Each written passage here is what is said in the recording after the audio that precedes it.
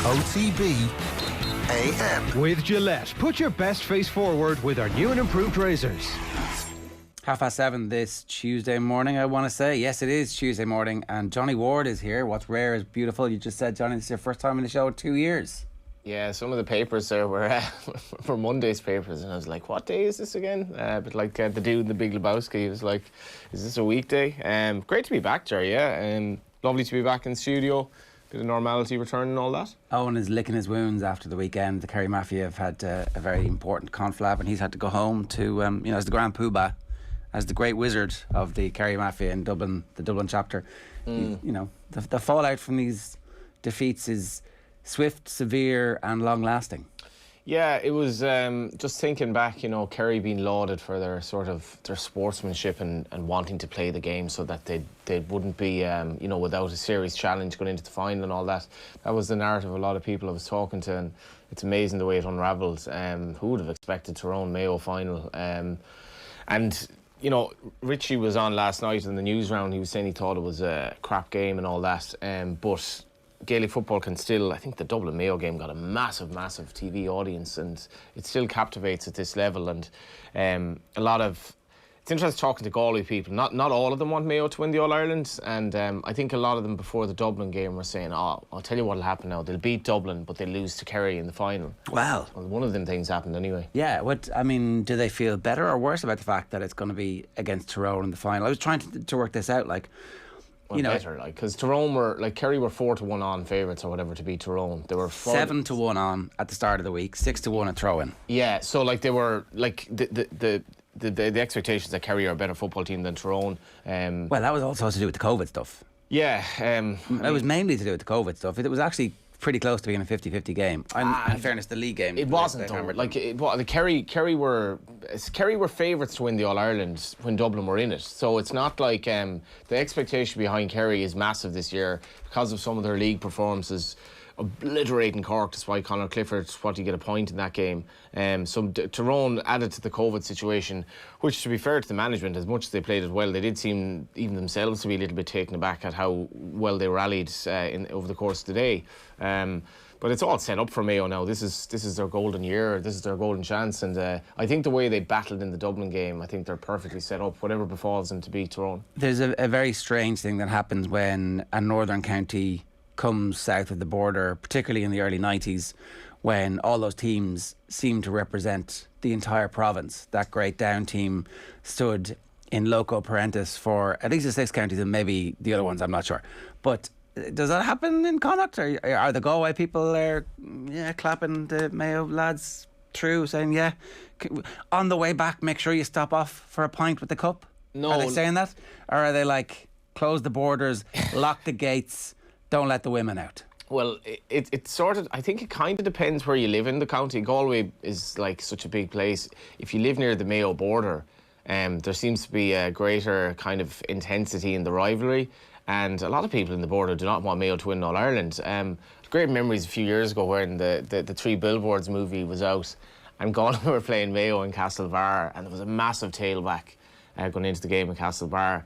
And as we were approaching this, we're still a good bit outside the town, these little kind of notices started to appear on these electricity poles, and one of them was all these years, and then you had to go forward another 200 metres or whatever, still no All-Ireland, and then another 200 metres, and there never will be. And this was in Mayo, so someone from Galway had gone up and put up billboards to kind of mock the what's your man's name, Martin McDonagh, that did the movie. Great movie. And there's a real strong rivalry there, and I think Galway fans find Mayo fans a little bit tough to deal with at times, because Mayo is one of these counties where football is pretty much everything. I think that's it's not, I suppose, known for other sports so much, whereas the likes of Galway, Cork, Dublin, places like that, it's a lot more going on, a bit like Kilkenny and hurling maybe. But do you mean just in the sporting sense, or in real exterior life beyond sport as well, Johnny? What are you saying? Just sport. Yeah, because I was in Louisburg a few weeks ago, and tourism is booming in the county. But I was... Sounds a bit like Tommy Tiernan there for a second. Took a day trip to Clare Island and ended up chatting to one of the farmers there about just living on the island. And I was saying, oh, you must be mad, like, into the football. And he goes, no, I wouldn't have much interest. But I think he was kind of pointing out that was very, very unusual, that everyone in Mayo was mad into football. And I think they deserve an All-Ireland. I hope they do it anyway. Okay, so yeah, you worked yourself around there. In a roundabout way, you were saying almost everybody in Galway really does not want them to win. No, I'm not saying that. I think they most can't people stand them, but I'm okay with it. I think most I've people in Galway want them to win. I'm from closer to the Roscommon border, so the rivalry between Galway and Roscommon would be more of an issue where I am.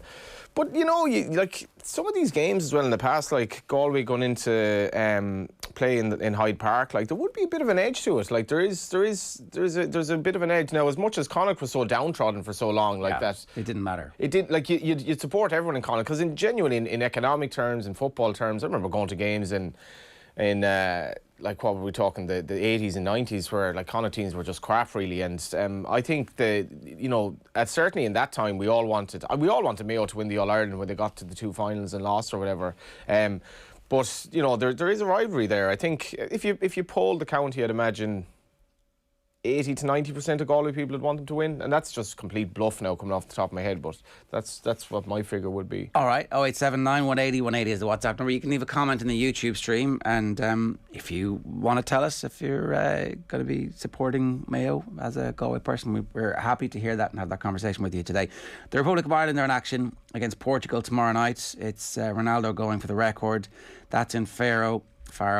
It's Azerbaijan on Saturday afternoon at 5 o'clock, and then it's Serbia on Tuesday. So this triple header will ultimately go a long way to deciding what the fate of Stephen Kenny and his era is. If he gets results here and shows progress, I think everybody rows in behind him. But if he doesn't, what's going to happen?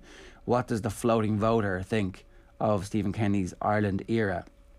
So just how important is this? I think it is important, Ger. Like I suppose we've written off the World Cup campaign in some respects. It was always going to be very difficult, but the Luxembourg game was a nail in a coffin that was only being built, I suppose, really at that stage. It was so early into the group, and a lot of things. You know, you're talking about the transfer window. Like a lot of the Irish midfielders are either going on loan moves. Malumbi and Hourihan, for example. Others like Brady and Arthur are being linked with moves. And these are players that Kenny, like some of whom Kenny will be relying on. I imagine Hourihan will play. It's possible Malumbi's going to be thereabouts. And then when you look at the forward areas, the young players that he's necessarily reliant on because he just doesn't have anyone else. So there's a lot of things kind of foisted upon him that, you know, it's not a vintage bunch of players as much as they should be improving. But at the same time, we have to probably see a bit of progress as well. They're not a terrible bunch of players. International football is kind of about setting up well, having a bit of belief, and you know, being together as a squad. I think they're definitely the latter.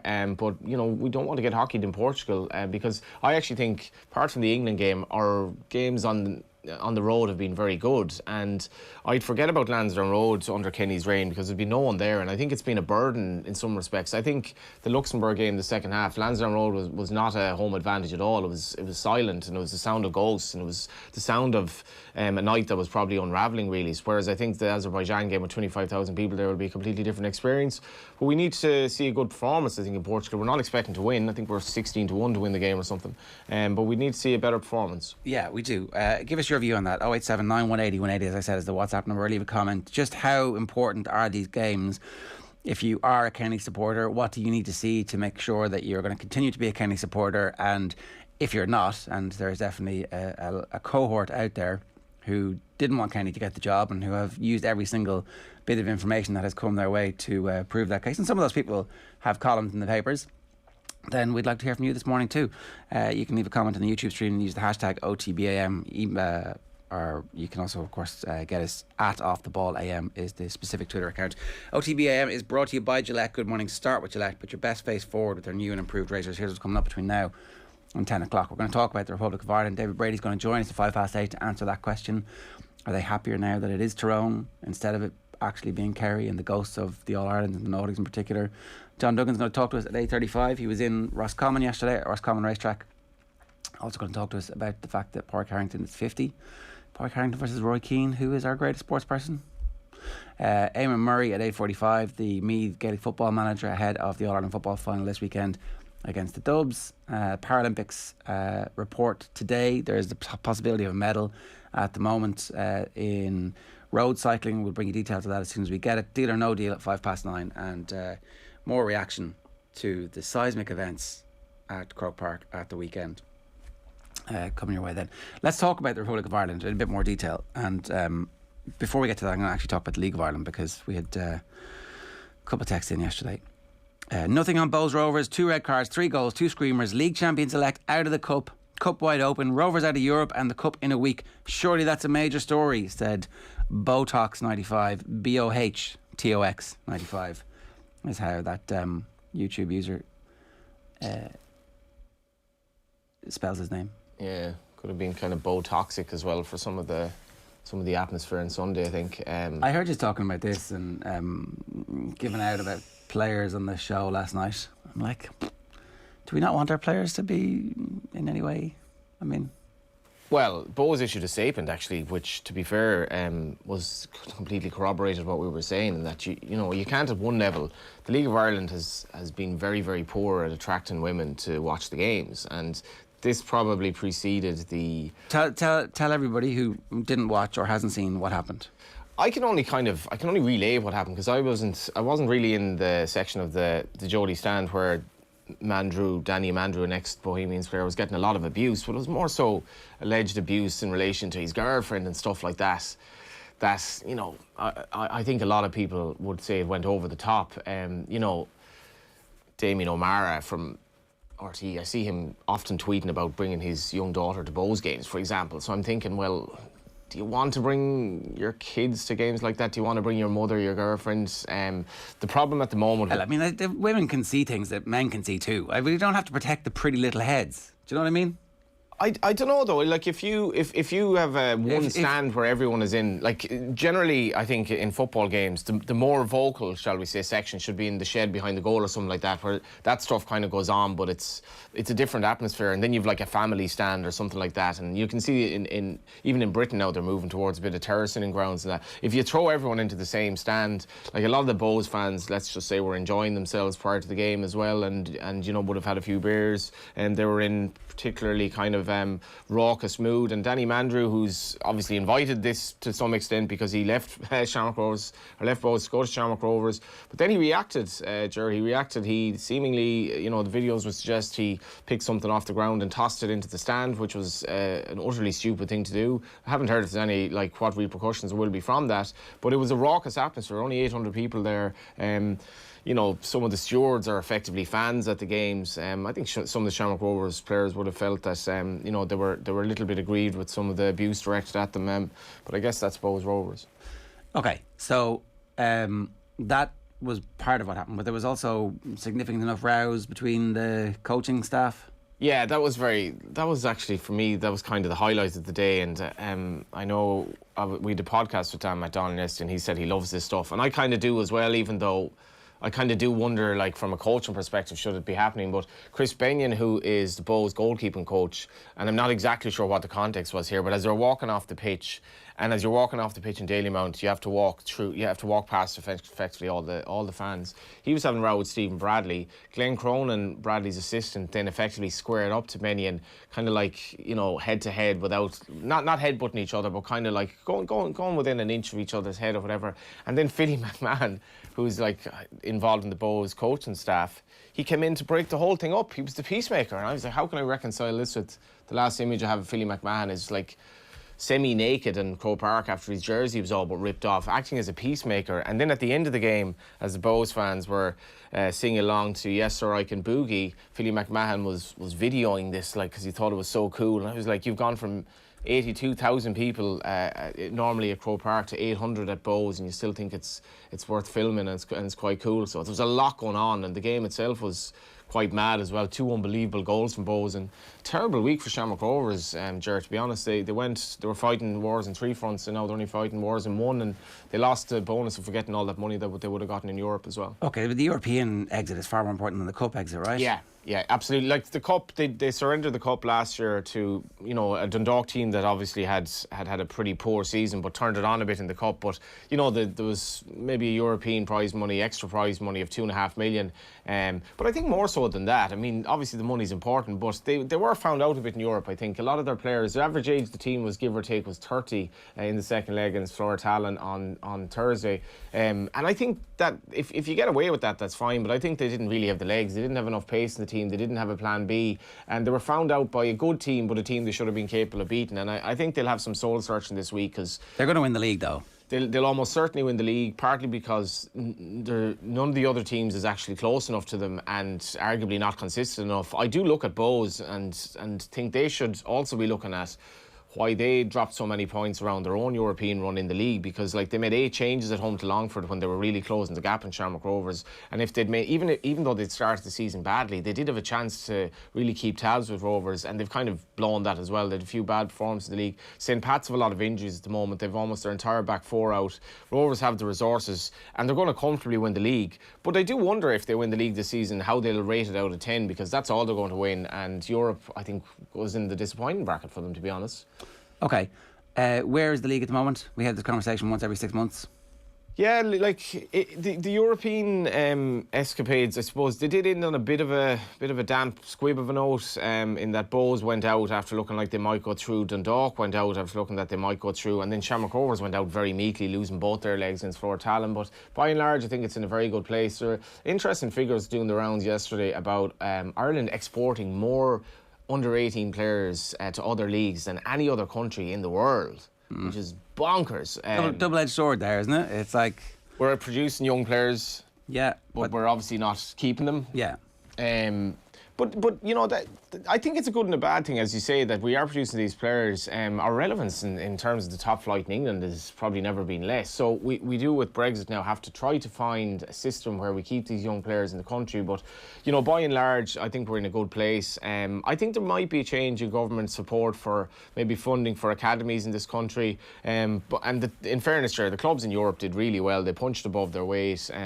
Bohs to beat PAOK at home was a great result. Dundalk went toe-to-toe with Vitesse Arnhem, despite the fact Dundalk are second last in the league at the moment. So there's a bit more depth maybe than maybe people say there is. And I think the standard in general is good. But, we've still a long way to go. OK, let's talk about the Republic of Ireland and the performance requirements over the 3 matches. We're playing Portugal. We expect to lose against Portugal. We're playing Azerbaijan. We expect to win against Azerbaijan. And then the third game, I think, will, assuming that we don't compete by Azerbaijan, the third game, I think, will decide how people feel about where we are at the moment. Is that fair? It depends. I don't think it's inconceivable that we get a draw in Portugal. I think there's a bit of a theory when you're coming off a big tournament that you'll be a little bit, I don't know, maybe not 100%. Maybe, I don't know if that's a mental thing or whatever. It's not inconceivable, but it's not inconceivable. But it would be a massive surprise. I think we've roughly a 20% chance, if not maybe slightly less, of getting a result over there. It'd be a surprise, but our performances in some of the games against better opposition, I think, have been good. Now, the quality they have in attacking areas versus what we have, there may be a lot of debate about Ronaldo going to Man United, but Portuguese media are probably not debating Troy Parrott's performances in the third tier of English football. Yet, he's probably in line to play, because he's basically doing more than anyone else at the moment in our attacking areas. So that's where we're at. If we perform well in Portugal and beat Azerbaijan, then maybe we get a draw against Serbia. I think, does anyone realistically think we're going to get out of this group? So at one level, Kenny's building for the Euros, but at the other level, he wants to be there. He doesn't have the contract to build for the Euros yet. That's the thing. Yeah, that's the challenge. But at the same time, one-off results are so what are we doing here? Are we building for the Euros, or we're not going to qualify for the World Cup? That's the fundamental question. That is the fundamental question that people are going to be answering. And they're going to be making their own minds up in the referendum on Kenny on the back of these 3 games, because he did have the camp where he had the players, or many of the players, and the opportunity to inculcate what he wanted. Now, there were injuries and there were definitely people unavailable for that, but in summer there was the opportunity for the first time at the end of last season to get people together, properly and to have some kind of normal experience. Unfortunately, it seems everybody has not got vaccinated, and I'm shocked that you'll be a professional footballer who's asked to represent your country, who's going to be involved in international travel, who's been involved in missed games. I'm shocked that you've chosen not to get vaccinated, right? All that stuff about it being personal, that's fine, but actually that says a lot about what you think about your responsibilities to people around you. And for me, that speaks a little bit about whether or not you're going to be a good teammate into the future. I would say that. Why? Yeah, I tend to agree. Well, then we should say this stuff. Yeah. If you're not getting vaccinated, you don't care about the people around you. Why do you think this average player, whoever he is, player X, is not getting vaccinated? I don't know. But it's not like the whole. Johnny Lew wrote a piece recently about how it's easy for professional sports people. He was at a cricket match and somebody was talking about Julian Assange, and Johnny Lew was laughing about the fact that these people were so prone to hearing conspiracy theories because they're on their own hotel rooms all the time. They're young, they're curious, they have access to endless amounts of information and technology, and so they're actually a really good cohort of people for conspiracy theorists to target because, you know, maybe they didn't spend a lot of time in education. I mean, I'm sorry, I just don't buy it. It's essentially, you're just saying these people are thick. Like, I don't buy it. Like, giving people a free pass for not getting vaccinated or for not doing what they're supposed to do to help us all get back to the point where we can all go back about our lives properly, I'm not giving them a free pass. I refuse to say that you're okay, that it is just a personal decision, because it's not a personal decision. It's actually a collective decision that we all need to make together to be able to go about our lives so that it's safe for us to do so. That's kind of implying that we should be dictatorial about this, son, that it should be mandatory. Do you know what I mean? Do you think it should? Well, loads of vaccines for kids are essentially mandatory, and you've seen how measles has become a real issue again. Measles kills children. It leaves them blind. It is a horrific thing, and there are people out there who are easy-ozy about it because of the anti-vaxxers. It has been a plague on our society. Like, we mandatory vaccination is something that we're like, oh, you can't do that. Jesus, we can't make everybody do this thing, but we make it mandatory to wear a seatbelt. Yeah, so it's kind of like we're What's the difference? afraid to be seen. Yeah, there's going to be a backlash about this. Not be liberal in terms of our democracy or whatever. Like, sometimes I think, you know, when the government instructs people to do things and makes them do it, often it's better. And like, for example, dictatorships are bad, but shit gets done. Whereas here, like, the anti-vaxxers are complete. Let's ban smoking indoors. Oh no, you can't do that. It's my freedom. It's like, well, actually, it's not. Okay, grand, yeah, fine, and everybody improves. Anyway, look, we got sidetracked there. But it's very early in the morning to be having a debate about anti-vaxxers. It's not. It's like exactly the time to have it. So as a result of that, I think it's pretty. I kind of agree with you, to be honest. I don't know what to say to these people. I got my vaccination as quickly as I could. I think we have a collective responsibility in the Ireland squad. If you're causing issues with it, that's another level altogether. Yeah, then don't come back. But Kenny hasn't been quite as strong as you on. Well, I suppose he's got to be practical about it and think that at some point I'm going to need players down the line. So look, I understand. Does your view change at all if you've already had COVID? No, because you can still give it to people. Yeah. Like, you'll still be a close contact. You'll get it again. Like, oh, I've got antibodies. It's the elixir of life. No, it's not. It really isn't. Like, and we all know that because we can read from reputable sources that actually still get the vaccine because it's going to help prevent the spread. Yeah.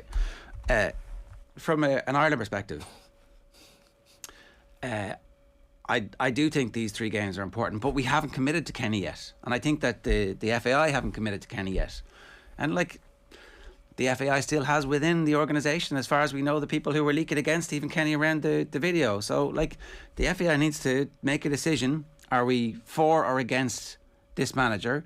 And I'd say these 3 games are going to help a long way to deciding what they think, because if you've seen the drumbeat of announcements from the FAI, they're starting to get sponsorships back on track. They made the announcement about paying the women equal amounts as to the men's team internationally. So the mood music is going in one direction. If we get draw, win, draw, I think Kenny gets a new deal. If we get defeat, draw, defeat, I think they won't give Kenny a new contract. They'll keep him on the hook and they'll play that out for as long as possible. But I think that if these 3 games don't go well and and the new chief executive and the board don't see that things are heading in the right direction with the senior international team, then I fear that we could be headed for some kind of stereotypical Irish football reaction where Mick McCarthy comes back and gets the gig again, or Big Sam gets the gig. Like that's what's at stake over these 3 games, I think. Yeah, but like, do the results matter that much, or is it the performances at this stage? In that we're so far behind in this group. If we played very well, and even if we got 2 valiant defeats against the 2 big teams and beat Azerbaijan, like if we beat Azerbaijan but play terribly in the game, I don't think that's good. If we play well over the 3 games, it's about showing progress. I mean, if you're going to be as strictly results based as that, that wouldn't be my football philosophy, particularly. But it has been. Yeah, for multi-generations, it has been the approach of the FAI. Well, we'll say, like, if that were the approach, Mick O'Neill would have been shoved out the door, from Northern Ireland, and Alex Ferguson, we wouldn't even know who he is, So you do have to give time. I think Kenny is a prisoner to the fact that he has so many young players who need time, and at this stage, we're still unsure as to how good. Like Aaron Connolly was a great white hope, and now there are serious doubts about him. Troy Parrott has had to go to League One. Adam Ida has still attained very little experience, even though he has a chance. There are 3 best strikers pretty much at the moment. I mean, if you're going to bring on Collins or whatever, like that's not the Kenny sort of philosophy at all. He's completely anathema to the way we want to play. We need to see a collective belief, and we need to see that the young players are coming through. Our 2 goalkeepers are exceptionally young. You can see. I think the Randolph situation is evidence of where Kenny is going. Like, in that, I'm thinking of the future here, not necessarily the next game. I think the way he's handled the Randall situation, and that's the way I would approach it, because we've a scatter of very good centre backs potentially coming through. Defensively, we're good. We've 2 potentially world-class goalkeepers, but we've massive problems in midfield and up front, and there's only so much he can do in that short space of time. We're going to need time. But we need progress more so than the way we're playing. So give him the contract. I would argue give him the contract, right? I would be in that camp. I could obviously see why you wouldn't be in that camp. I think it should be pointed out he's lost a scatter of players. He's lost 3 members of his backroom team, but also just so many issues with COVID and injuries and all that. Like, I'd give him something of a free pass for what's befallen him so far. So, but from the FAI's perspective, because they're the ones who have the potential here to be the leaders and say, actually, you know what, we are building something proper here. We've put the commercial stuff in place. We've put our marketing stuff in place. We're backing the women's team properly, and we're going to back the senior international management team. And we're saying that this campaign is gone. We know it's gone. So it's the next campaign, and it's the extended Euros. Good chance that we'll qualify. We've also been known to sack managers before. If Kenny gets a new contract, and there's nothing to say, and if he gets a new contract going into the Euros and it becomes a disaster, he can always get sacked. Yeah, in the middle of it, but at least then. Do you know what I mean? But I would agree with you. I think, like, given that gives us a long-term kind of blueprint as to where we're going here. My problem with this is that it feels like that, and because there is clearly voices within the FAI who are not in favour of Stephen Kenny, who are not helping him, and who have been leaking against him. A voice, anyway. Well, we don't know. We can only speculate. Yeah, well, I mean, I think they've done nothing about it. They've done nothing about it. Yeah. So, I think that ratchets up the pressure on results, and you have people in the media calling for results, and it's like, well, okay, grand. Yeah, but who are you going to get, lads? Let's go back to the caveman football and see where that gets us with this group of players. Like, because the stars that they keep telling us about who are so sensational can't get games in the Premier League or the Championship at the moment. The ones who are like, oh, what about these great players who aren't getting in the team? Stephen Kenny's not picking them. It's like, well, where are they playing football? Are they at Man United? Are they at Liverpool? I see Real Madrid are in for those guys now at the moment. So, like, I think... it's one thing, though, you got to give Stephen Kenny credit for. Like, it pissed me off a lot about Martin O'Neill, where he consistently spoke about not having Robbie Keane around. Stephen Kenny has never spoken about the players not available to him or the lack of stars. He's extolled the qualities of the players he had. Now, that rings a little bit hollow if they're crap on the Wednesday night. But I think over time that works. I think his man management skills, people say, oh, he only did it at the League of Ireland, he only did this, he only did that. He still did things in Europe with Dundalk that went way beyond the station of the League of Ireland manager, and he made sort of ordinary enough to decent players, go toe-to-toe with world-class players and match them in many respects. And that's kind of what he needs to do here, albeit in a dressing room full of players that are on a lot of money and maybe have the trappings of a different lifestyle. But the players, I think, will believe in Stephen Kenny. I think the coaching staff behind him, generally the players seem to like them, and give them time. I think give them time, because we're necessarily focusing on young players now because we don't really have anyone else. And if it's a question of playing James Collins because he might do a better job than Troy Parrott over 45 minutes, I'd play Troy Parrott because he's the future. James Collins isn't. Well, imagine if Troy Parrott, after 10 caps, the penny drops and he's like, oh, I've got this now. I completely understand what we're supposed to do. But we've denied him that because we've decided that he needs to win this game against Azerbaijan or his job is on the line. And that's how this conversation has been, I think, is being framed, and is watch the pressure ratchet up. No one's ratcheting the pressure up ahead of the Portugal game because no one expects Ireland to do anything. But if we get beaten, I think we'll get beaten 4-1, to be honest. And I think that's the type of thing. I don't see that at all, actually. I think our defenders going to the game in good nick. A lot will depend on how the midfield play, because they're going to be very hard work. I don't think we'll be disgraced at all, to be honest. I think it'll be closer than that. But some answers have been wrong before. But like even that game, sure, like say if Troy Parrott or Adam Eade or one of these, like the likes of a striker in a game like that where you're so under the cosh, there's going to be so much pressure on them to hold up the ball, make runs into channels with the midfield behind them that has so much to prove. Like there are a lot of question marks against them that Kenny can do very little about at this stage because their just experience isn't there. Yeah. So there are a lot of negatives as well. The playing stock is not as good as it needs to be. There seems to be a good crop of youngsters coming through, but it could be 5 years before they're actually playing significant amounts of football in the Championship, and that might be their level. And I think the whole point about international football is that tends to be good enough to build something.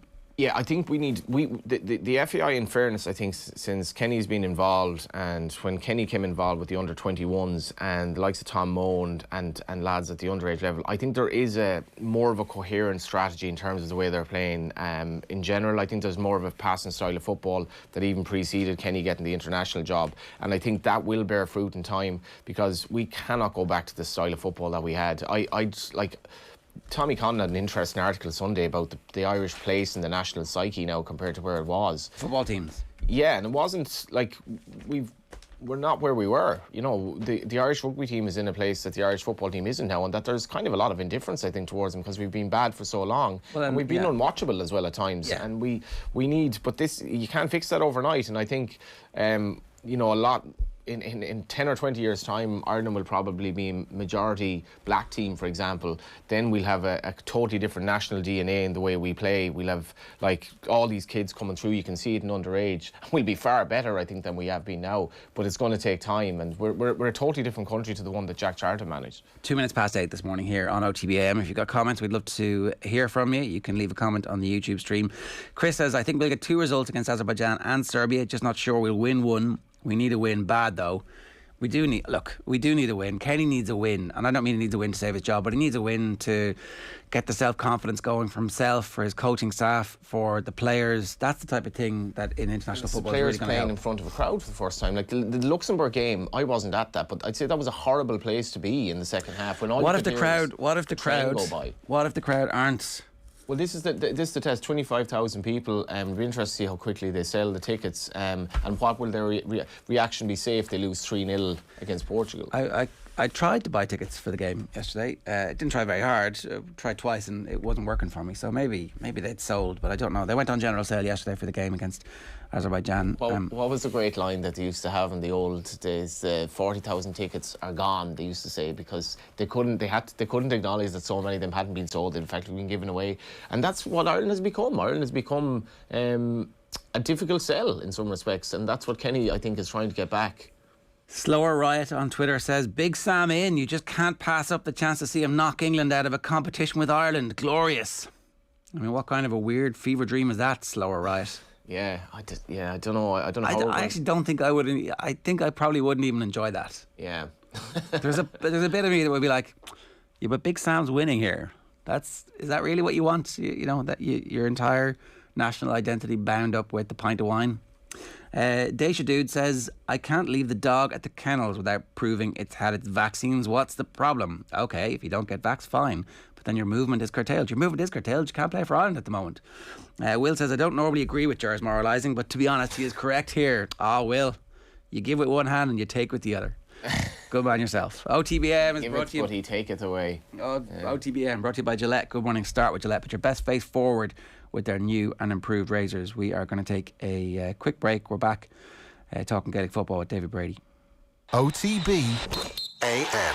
This is OTB Sports Radio. OTB Sports, in association with Cadbury FC and their club partnerships, are returning for another series of in-depth chats with some of the biggest names in Premier League and Irish football history. With access to all areas, we chat to some of the legendary names from the big clubs and meet the crucial people behind the scenes who make a Premier League club what it is. First up, Champions League and Premier League winners Roberto Di Matteo and Karen Carney will join us for our Access All Areas Chelsea special, along with coach Lisa Fallon. Coming to all OTB's social channels soon.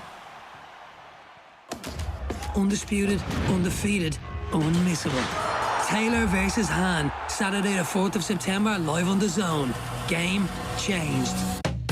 Car insurance is boring, but you don't have to be. Get Set Go is the kind of car insurance you can sort in a few minutes online, then bounce on with your day. Are you ready for Quick Start Insurance? Get a quote now at getsetgo.ie. MCL Insurance Services Ireland Limited, trading as getsetgo.ie, is regulated by the Central Bank of Ireland. OTB AM. With Gillette. Put your best face forward with our new and improved razors. 5 minutes past 8 this morning here on OTB AM. You're very welcome along. If you've just joined us, then you're very welcome. And you've missed the start of the show, you should be with us every morning at 7:30. The best place to get us these days, by the way, is on the OTB Sports app. You can download that from the App Store. You can turn on your notifications, and at any time any of the pods that you follow go live, we will send you a little note. So it's one click and good stuff for free in your earballs. Right, we will talk about Mayo a little bit later on in the week, but the football pod with Paddy and Andy is available exclusively today on the OTB Sports app. Go and get that now. Episode 17 breaks down Tyrone's sensational All-Ireland semi-final win against Kerry. The lads chat about what Tyrone got right, the dark winter ahead in the kingdom, and we get the ball rolling for the All-Ireland final at Mayo. Yeah, and I didn't think Paddy Clifford was bad, but I just thought it's not even what he did. Like, what fascinates me about the Tom O'Sullivan role and the Conor Minor role in the game was the discipline to do what them guys did is just, it's incredible. It's incredible. Like, I will tell you, I played football, how many years? 16 or 17 years, whatever.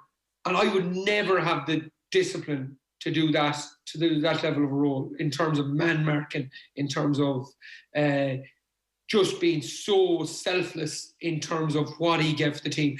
And do you know what epitomised it for me? I know this is silly, but do you know when Paddy Clifford punches it wide for the last play? Myler just stands over him and just clenches the two fists as much as to say, you know, I'd say he was dreading it. I'm with you. He was with him everywhere. Yeah, he's done 76 minutes. This fella chips the ball up. Beautiful bit of skill coming in. And Myler's still there to get the hand in after an epic battle. And I just thought that epitomised it. And again, he's been used correctly. Like, I've seen him being used as a wing back and been ran across the line. He's not good at that. I've seen him used as a wing forward and tried to get a score getter and be a set. He's not that. Now all of a sudden, being a tagger, watching the man and linking the play, I'd say he could do it all day, every day. But Randy, that's the nail on the head there. The sacrifice. You're sacrificing your game for the team. You're being told, and you're right, not every player can do that or will have the mentality to do that. Ego gets in the way, and it's like, well, I want to put my own stamp on it. I said, no, your role for the team here is tag him everywhere. Everywhere. So you need to physically be able to do that, because Paddy Clifford can run all day, so you need to have that right. But your mentality as well. You need to never switch off. And like I said, that's 77 minutes, and he's still there. Not once does he switch off. And that's what I was praising Tyrone in terms of the bravery to play that style of play, to push up and tag everywhere. Because literally, if one player switches off, for one play and just gets lazy and doesn't have the discipline, or doesn't stick to the script, that's the overlap Kerry are looking for. And then you can see Kerry's running game kicks in, and that's where they're starting to score their goals and things like that. But Myler was just the epitome of what Tyrone were doing, and just having the mentality, the focus, the discipline, and totally just sacrificing his own game. It's like, I'm going to take out Paddy Clifford.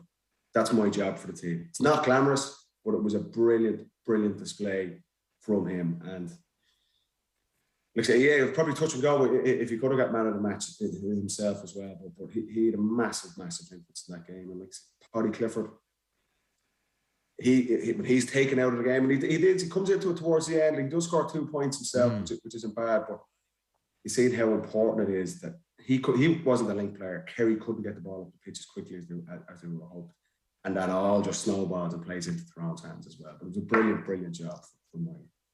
Yeah, plenty more of that good stuff to come from Andy and from Paddy. The Paddy and Andy Football Pod with Tommy Rooney is available exclusively on the OTB Sports app. You're in a 24-hour window where the only place you can hear the rest of that is on the OTB Sports app. So download that now and hit subscribe, turn the notifications on, and this time tomorrow you'll be able to get it everywhere, wherever you get your podcasts. But as we said, the best place to get it is there. If you go to the App Store, download it. The best place to listen to OTB AM live every day, just hit the radio tab and you'll get it for that one as well. The lads also talked about Jack O'Connor throwing his hat into the ring for the Kerry job. We'll get to that in the papers a little bit later on. In the meantime, though, it is 10 minutes past 8. It's time for Deal or No Deal. I signed for them after the Euros, and after my first day's training, I was driving home. I was actually thinking, regretting it. What have I done? Like I walked into a circus. It's amazing, isn't it? Let's start with Kylian Mbappe, Johnny. The latest news on Kylian Mbappe is that Real Madrid are withdrawing from talks and hope to bring the French star to the Bernabeu next summer, when he will be available for nothing. With his deal due to expire at the end of the season, did Paris Saint-Germain make the right decision to keep him even if he leaves for nothing next summer?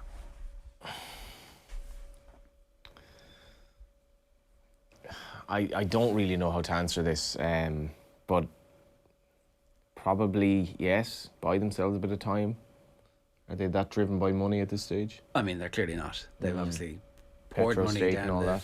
the black hole of agents. And there's a story in all the papers today, in all the English papers, about how much money English clubs have lost over the last decade. On agents? No, on transfers. Yeah. Have you seen the figure? No. Have a guess. Absolutely. Like, in the last 10 years, how much are English clubs out? How much have they lost? So there was a story that if Daniel James joins Leeds... Yeah. It'll be the fourth transfer in the last 10 years that Man United have. Stop Googling us. No, I'm not. I'm just... You're just checking your email. It's quite a complex thing here, trying to get the running order up. But yeah, I'm working. Don't worry about the running order. You just be present. God, phones are very addictive. What are you going to do about that addiction, Johnny? Turn it over. Go on. So you can't see it. That's it. Now, do you feel okay? Or are you a little bit... Okay, I still love you. Are you a bit anxious? You are a bit anxious? No. Go ahead. Are you sure? What are we talking about? Exactly. Daniel, Craig... Yeah, Craig David. If Daniel James gets transferred for 30 million quid, it's one of 4 transfers in the last 10 years that Manchester United have made a profit on. And I think Karl Anka tweeted that, and it might have been somebody else's thing yesterday. So essentially, Man United have lost money on all the rest of their transfers. Yeah. Now, how much do you think combined English clubs have lost in the last 10 years on transfers? So I buy Coutinho for 25 million, I sell him for 140 million, right? That's a 80 million profit, whatever. God, it's a massive net loss, isn't it? Whatever. So, give me a figure. What ballpark are you in? I mean, it's very early in the morning for this. Surely this should be a discussion for the pub where you make an outlandish suggestion and people just forget about it. God, welcome to the show. It's been a while. Is the figure like completely bonkers to you? Yeah, unless you actually sit and think about it for a few minutes. How many? 10 years is this? Yeah. Oh, it's like 10 years. You must be talking well into the billions anyway. I mean, keep going. Between 2011 and 2020. Like this, I don't know, 20 billion or something? 5.2 billion sterling. I was thinking in euro just to make it a little bit better. But yeah. It's crazy. Like it's the one issue with the 670 million of that has gone on agents' fees. Yeah. If you were a kid interested in football who was no good at football, and you were 16 or 17, what would your ambition be at this point? Oh, I want to manage the international team. I want to be an agent. I want to blink sideways, tell everybody they're amazing and pocket 670 million sterling.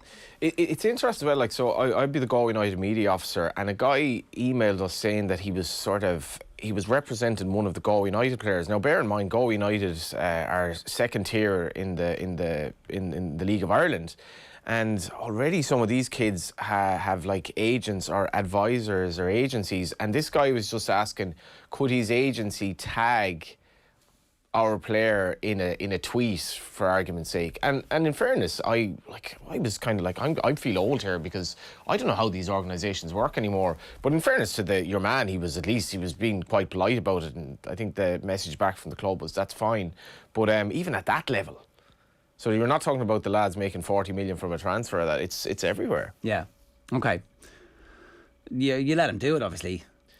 Yeah, but to be fair, like, the agent won't be promoting the player a bit as well. Yeah. So we're promoting an asset from. Oh, totally. I think it's obscene at the top level though. Like, what the advantage that agents, like, what pros versus cons do you have with regard to agents and football? Like, I'd imagine. Like, look at the money that's been spent on these lads. Like, they're making more than countries. They are. What I mean. Some of them are anyway. Okay, so Mbappe. PSG are right to keep him. Yeah, like, because as I say, I suppose I'm not sure the financial kind of consideration is that big, and maybe they can potentially buy a bit of time as well, and nobody wants to lose Mbappe. I see you trying to turn over the phone there. You had to think about it for a second. I was just caressing it there. Yeah. How addicted are you on a scale of 1 to 10, 10 being you can't live without it? No, I try to be good at the phone because I'm.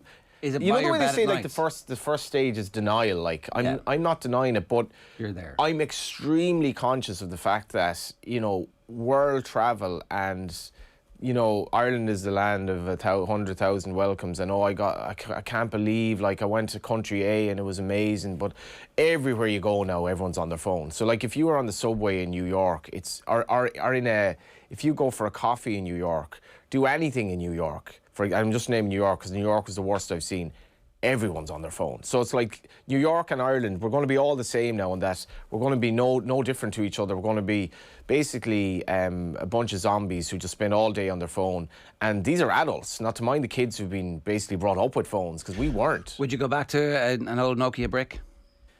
I was actually at a gig recently, an outdoor kind of gig, talking to a lad from Kerry. And telling him that Kerry were possibly going to win the All-Ireland this year, obviously. And he had a Nokia phone, as did his missus. And I was like, that's amazing. But I love WhatsApp. Like, WhatsApp is... I'm not on social media, but, like, I turned off notifications on WhatsApp so that I wouldn't be told when there's a message coming. But I actually think that's worse now, because I end up just checking it to see if there are messages. You know what I mean? Yeah, I do. I think WhatsApp is great, but anyway. It's also very addictive. And stalking every single move you make. Yes. It is watching it, Johnny. Your phone is watching it. We have new details about Ronaldo's salary at Old Trafford. Back to the business at hand.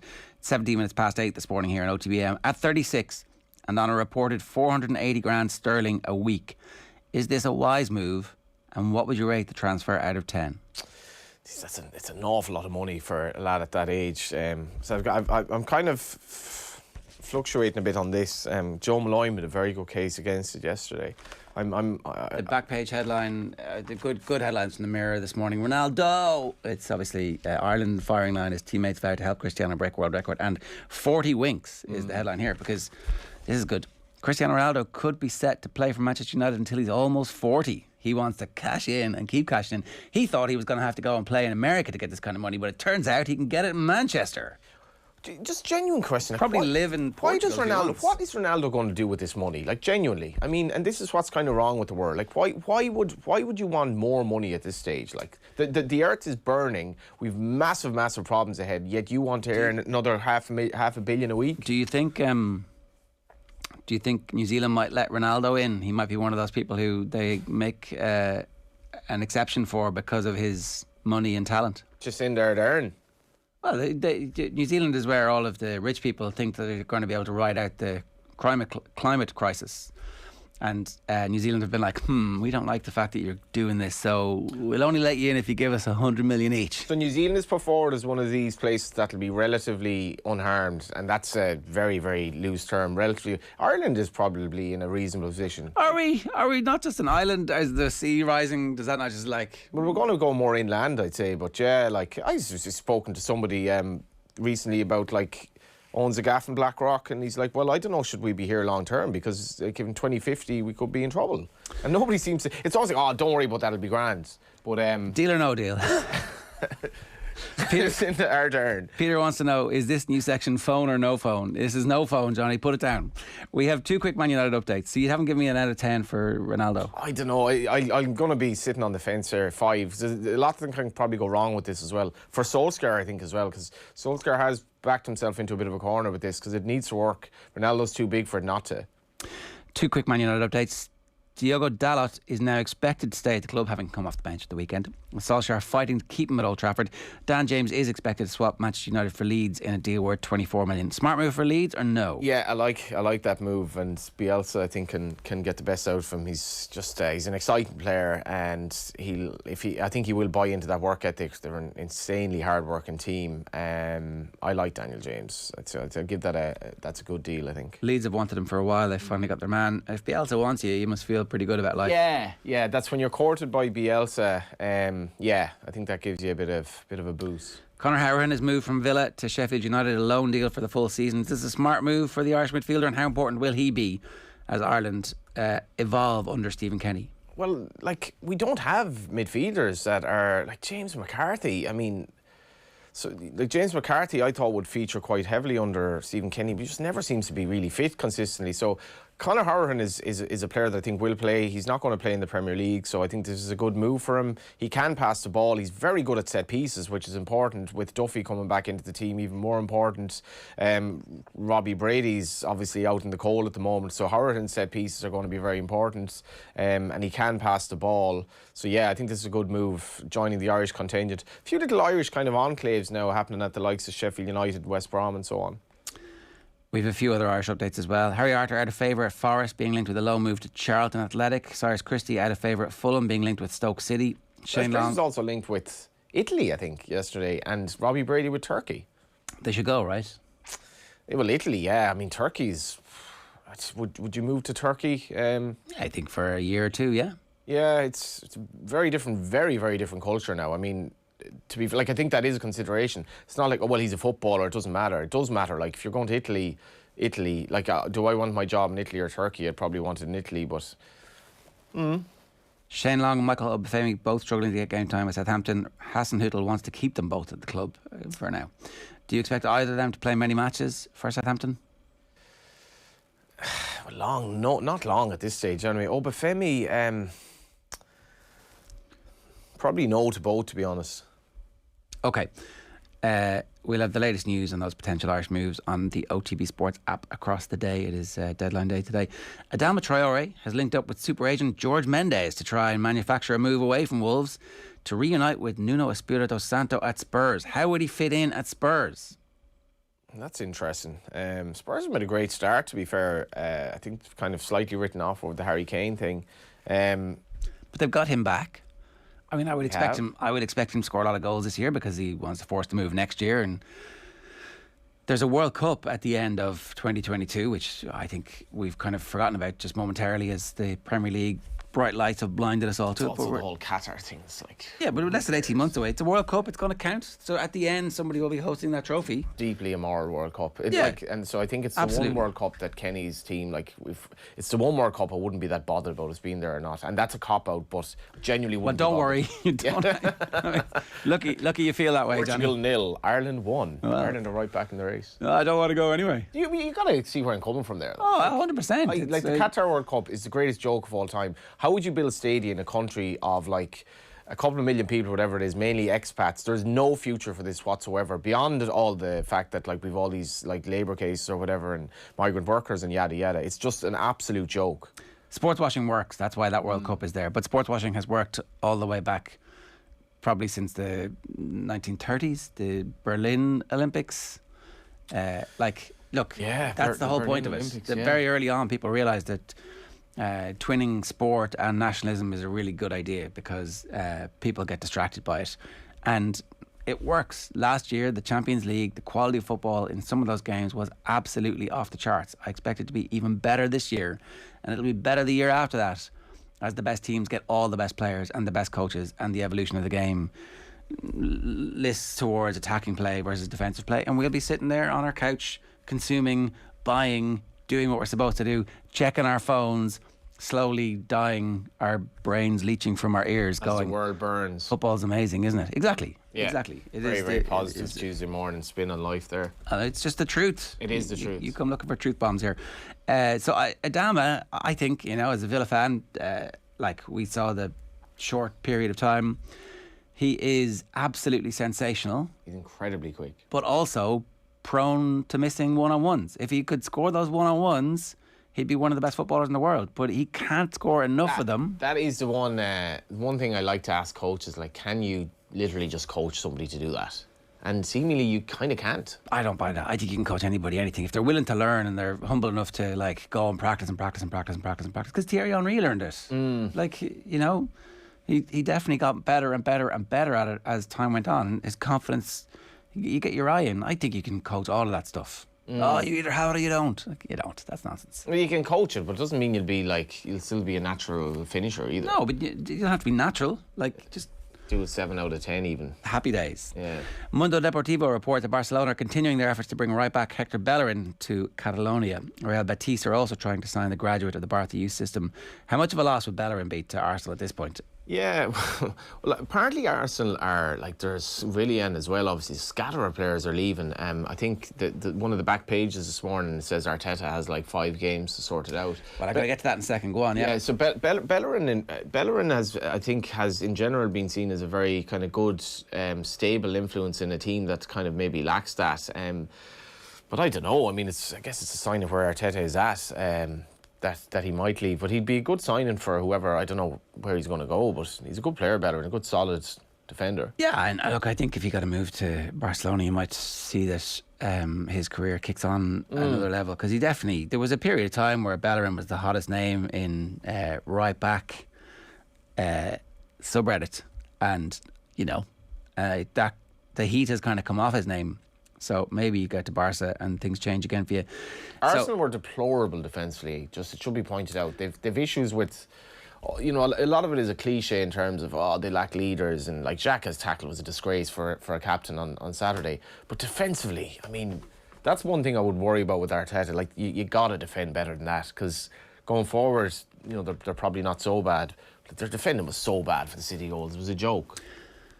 I don't know if you were able to hear the commentary if you were already on air, but they were making the point that it's likely they had one training session to be able to implement the game plan with the 3 at the back and the 2 wing backs, or the 5 at the back, and that's probably not a great position to be in. No, taking on Man City. Like Ireland will probably be playing 3 at the back, which is kind of back in vogue. Well, I think we have the players for it. Yeah, I'm not a fan of 3 at the back, to be honest, in general, but we'll see. Like, I think it just leaves you so exposed at times. And like, Shamrock Rovers were badly caught out with their wing backs being so high up the pitch in Europe this year. And if midfielders, then you've so much.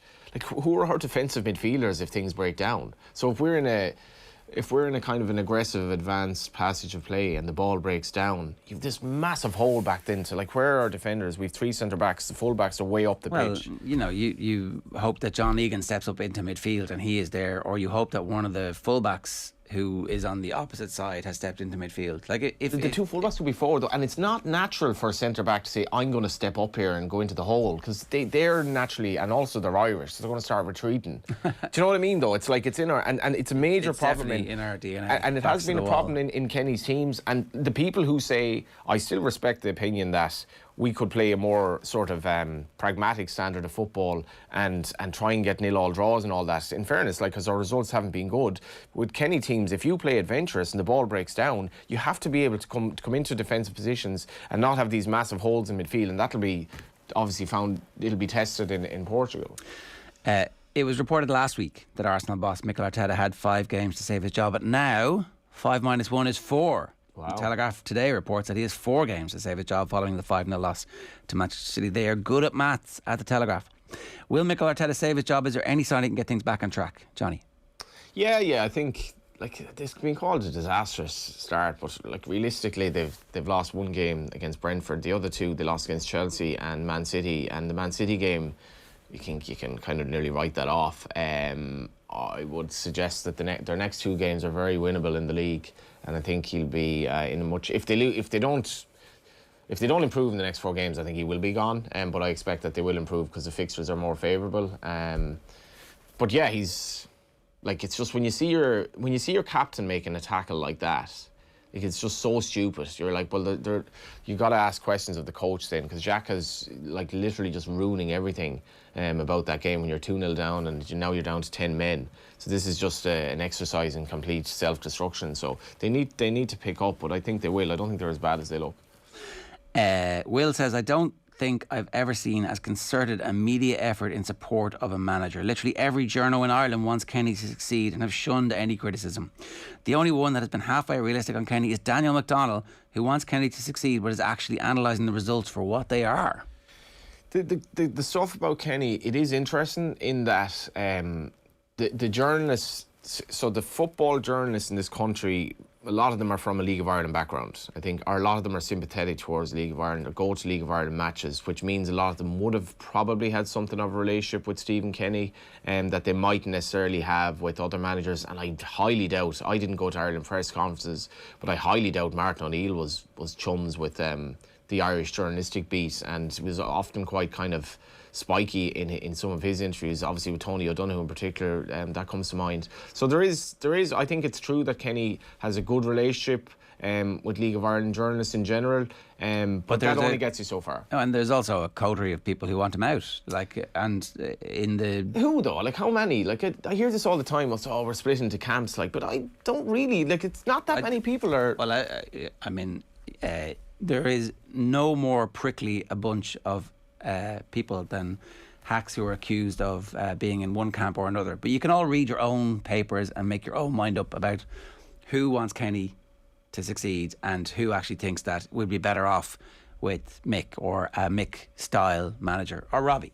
Maybe the new Mick is Robbie. I don't know. But it'd be good to see Robbie managing somewhere so we can actually get a sense of what his managerial style is going to be. But there is definitely a bunch of people who are not. The notion that there is... we've been looking at the results going, he needs to get results. He needs to show that there is an outcome that is positive from the football that we're trying to play, and that the message is getting across to the players. Absolutely, but that could be anyone. It's not necessarily Stephen Kenny thing.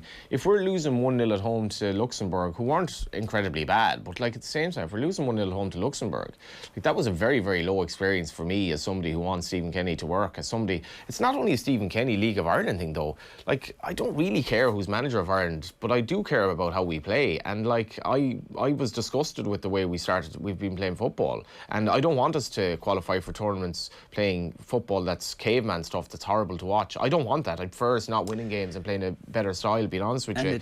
With a view to the long term. You can't sell tickets to that, yeah. You can't, but no. We are in the business of entertainment, and there's not... some of the games under Mick at Lansdowne Road, there wasn't a bad vibe in the ground, but generally over the last 10 odd years between Trapattoni and Martin O'Neill, the vibe has kind of disappeared. The vibe's gone, and there's a lot of anti kind of the international team stuff developing because we've been so bad to watch. OTB AM is brought to you by Gillette. Good morning. Start with Gillette. Put your best face forward with their new and improved razors. You can leave a comment on the YouTube stream. You can always get us on Twitter at OffTheBallAM. A couple of more quick comments here for you before I get... Brendan says, this show really needs Owen Sheehan to keep it on track. I never thought I'd say that. Thanks, Brendan. Where is Owen, actually? He's just I told you. There's gone back to Kerry to kind of... Yeah, lick the wounds and decide who the next manager is going to be.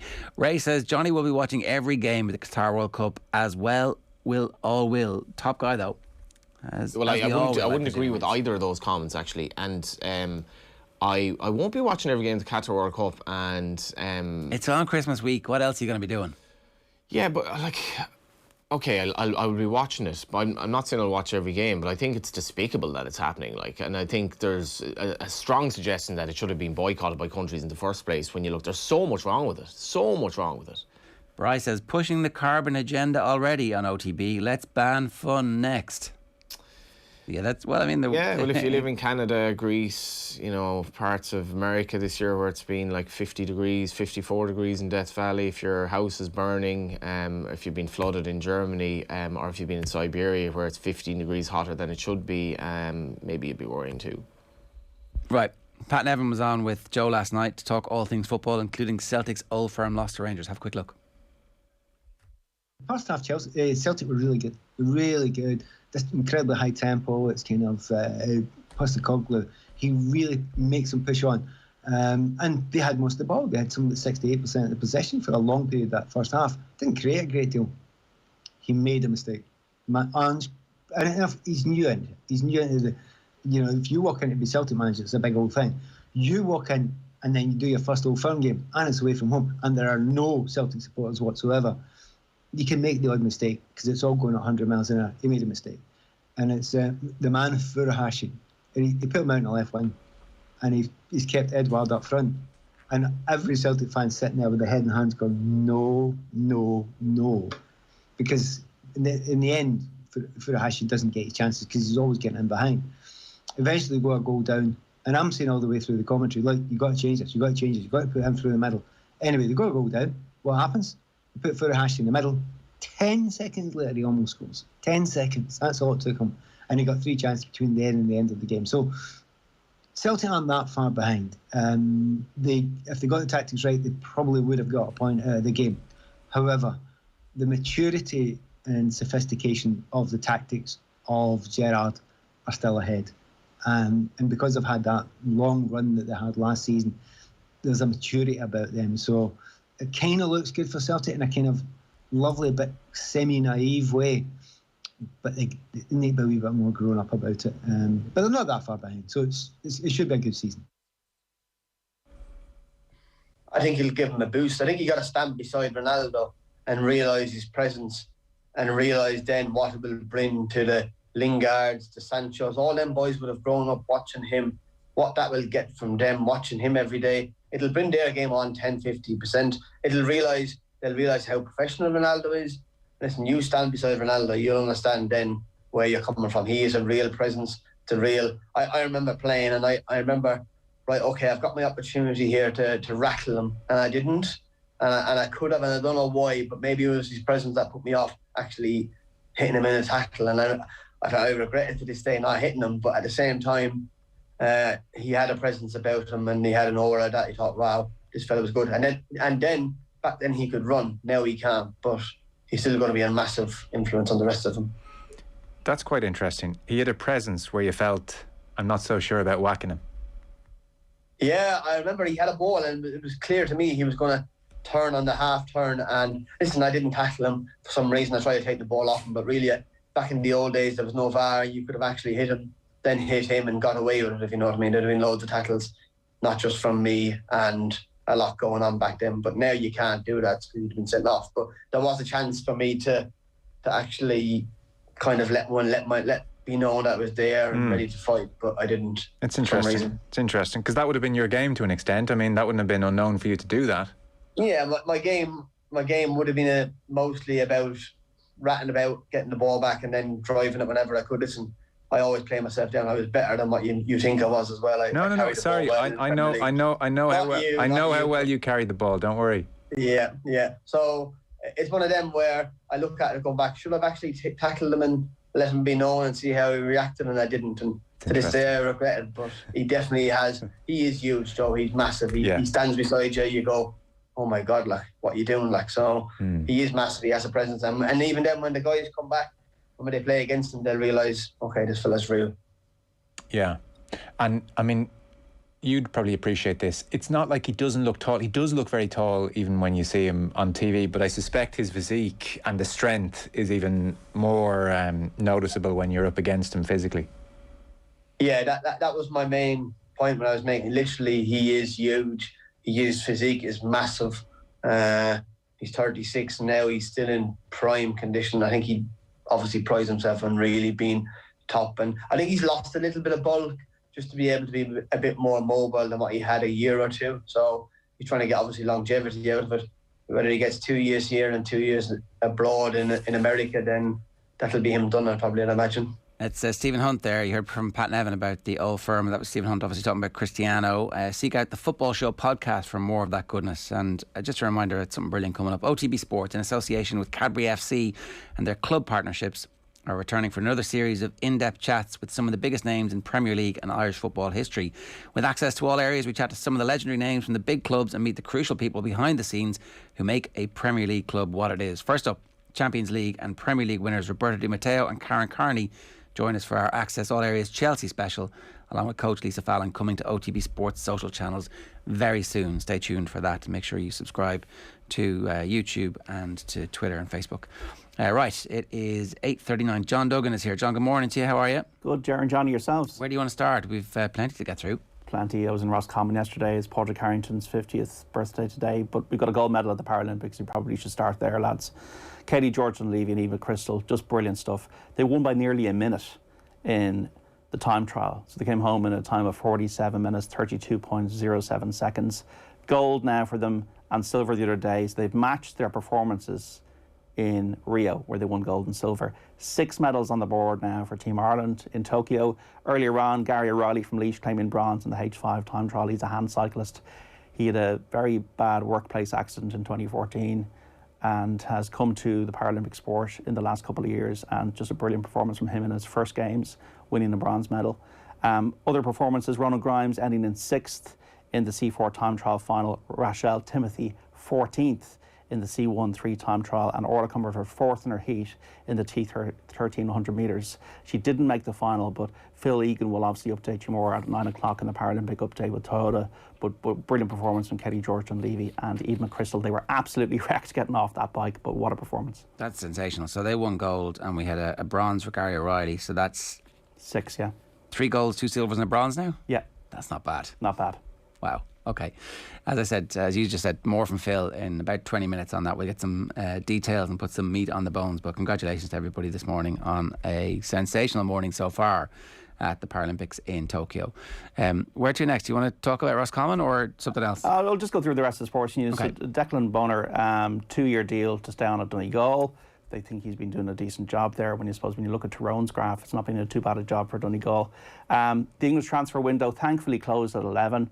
I think we can get on with our lives, but the fact that has it not been a brilliant transfer window for been, Spurs? Are you not actually in the end? I know you wanted them to cash in because you thought that actually he was at the peak of his value, and I get that. That's the Moneyball approach to it. But now, as a fan, the manager's working out. Yeah, you've got one of the best strikers in like 3 games in European football. 3 yeah, but games. he hasn't collapsed. It hasn't been rubbish. It was Tottenham's best ever start to league season since 1949, and Arsenal's worst since 1954. Okay, so that's these are the crumbs that I have to cling on to, lads. But has it not in the end been quite good? It's been a very good transfer window for Spurs. For Spurs. Well, first of all, to be fair, now apart from my curmudgeonly attitude at the start of the conversation here about this transfer window, it's been an amazing transfer window. Being on Messi and Ronaldo, this has been a great transfer window. This has been, I don't know, brilliant transfer window. So Spurs have done great business. Cristian Romero was rated the best defender in Italy and has come in. Brian Hill is an exciting Spanish winger. So he's come in. They've kept Harry Kane. This guy, Fabio Paratici, has got an amazing reputation in Italy with Sampdoria and Juventus. All he does every single moment of the day is spend time on his phone. And they got the Jorge Mendes link. A bit like Johnny. God, no. They got the Jorge Mendes link with Nuno, and look, I would agree with you, Gerard. I think it's been a good window for Spurs. And they got this guy from Metz who's going to stay at Metz, the Senegalese lad called Sarr, Papa Sarr, who's meant to be an exceptional midfielder. So I think they've got good tentacles into the transfer market in a way maybe they didn't have a year ago. I think that they're going to sign somebody in Barca this morning as well. Yeah, that's right, the right back. So yeah, it's going well, definitely going well. I still worry a little bit about the centre of their defence. But 3-1-0 wins is nothing to be sniffed at. It's not looking as grim as it was potentially 3 weeks ago. Johnny, you're not having it? No, I think Nuno's going to do a good job there, but 3 games tells you next to nothing, really. Just like, I love a 1-0 win, but like, it's 3 games. I think they'll... It's not a bust. The players are on board. Like, that's all. Motivation's huge. Like, they were not a happy camp under Jose. It could have gone either way. Dele Alli would have been a key example of that. Jose was obviously like a stupid signing anyway. I mean, he's busted for so long now. Nuno is not, like, so it's like getting Harry Kane on board. They've really good attacking players, Spurs. They will win games, just win games because they have Son and they have Kane. They'll just win games, and it's how far they can go is going to be interesting. Are they in the title race, JD? Not at all. No. They're not in the if they're hovering around potentially getting into the top 4. That would be amazing. That would be fantastic. Result. It would be Absolutely. For the money that they would get for Champions League. It's fascinating though that they've left Romero and Lo Celso go to Argentina. There's been a deal done with Spurs and Argentina, whereas Brazil can't get their players at the moment. So that club and country thing is bubbling quite a lot. We'll definitely pay more attention to that over the next 24 hours or so. Okay, so Harrington at 50? Yeah, 50 today. I've always been saying this on Twitter for years, so this is just a subjective opinion. I think Harrington's the greatest sports person we've ever had. Like, people will go with Roy Keane or Liam Brady or Sonia Sullivan, and that's absolutely fair enough for Katie Taylor. I just think what Harrington has done to open the door for everybody else to walk through in terms of Irish golf.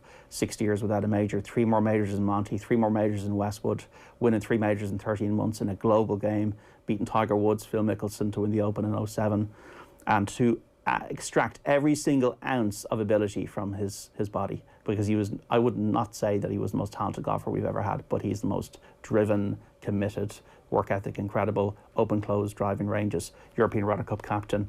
Just what an ambassador, what a role model. It's the sum of the parts for me, and that's why happy birthday Padraig Harrington. I just think he's the greatest. It's funny, himself and Keane are the same age. He's on your Ireland sports Mount Rushmore, no question asked. No question asked. Right. I do the Dublin one, which isn't looking too bad now, given what's happened. I put Jim Gavin on it, Padraig, Brian O'Driscoll and Paul McGrath, and then Brian Kerr took off Brian O'Driscoll and he put Michael Carruth on. But it's a good one, the Ireland's Mount Rushmore. That's something actually that we need to think about.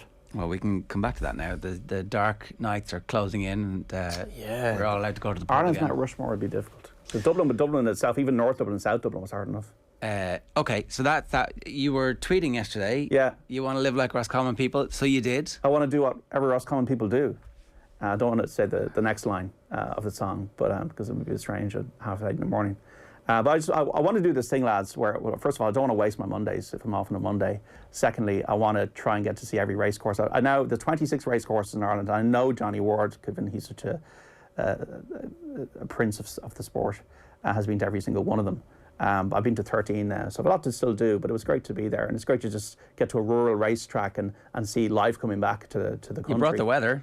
Brought the weather. Amazing. Yeah, it was great. And a fascinating track that they go downhill pretty rapidly for the first few furlongs, and then it's like a 3 furlong uphill finish with a pretty interesting incline. So it's just great to get to these Irish tracks. And we were, remember, Kilbeggan a couple of years ago, Ger, in rural towns, and I realised I've been to 10 race courses in Leinster, only a couple though in Munster. So I've never been to the Stole. But the best race experience I think I've ever had, apart from the usual festivals, is Laytown. I would recommend anybody to go to Laytown. They're actually, I think it's November the 1st this year. They're going to run on the beach.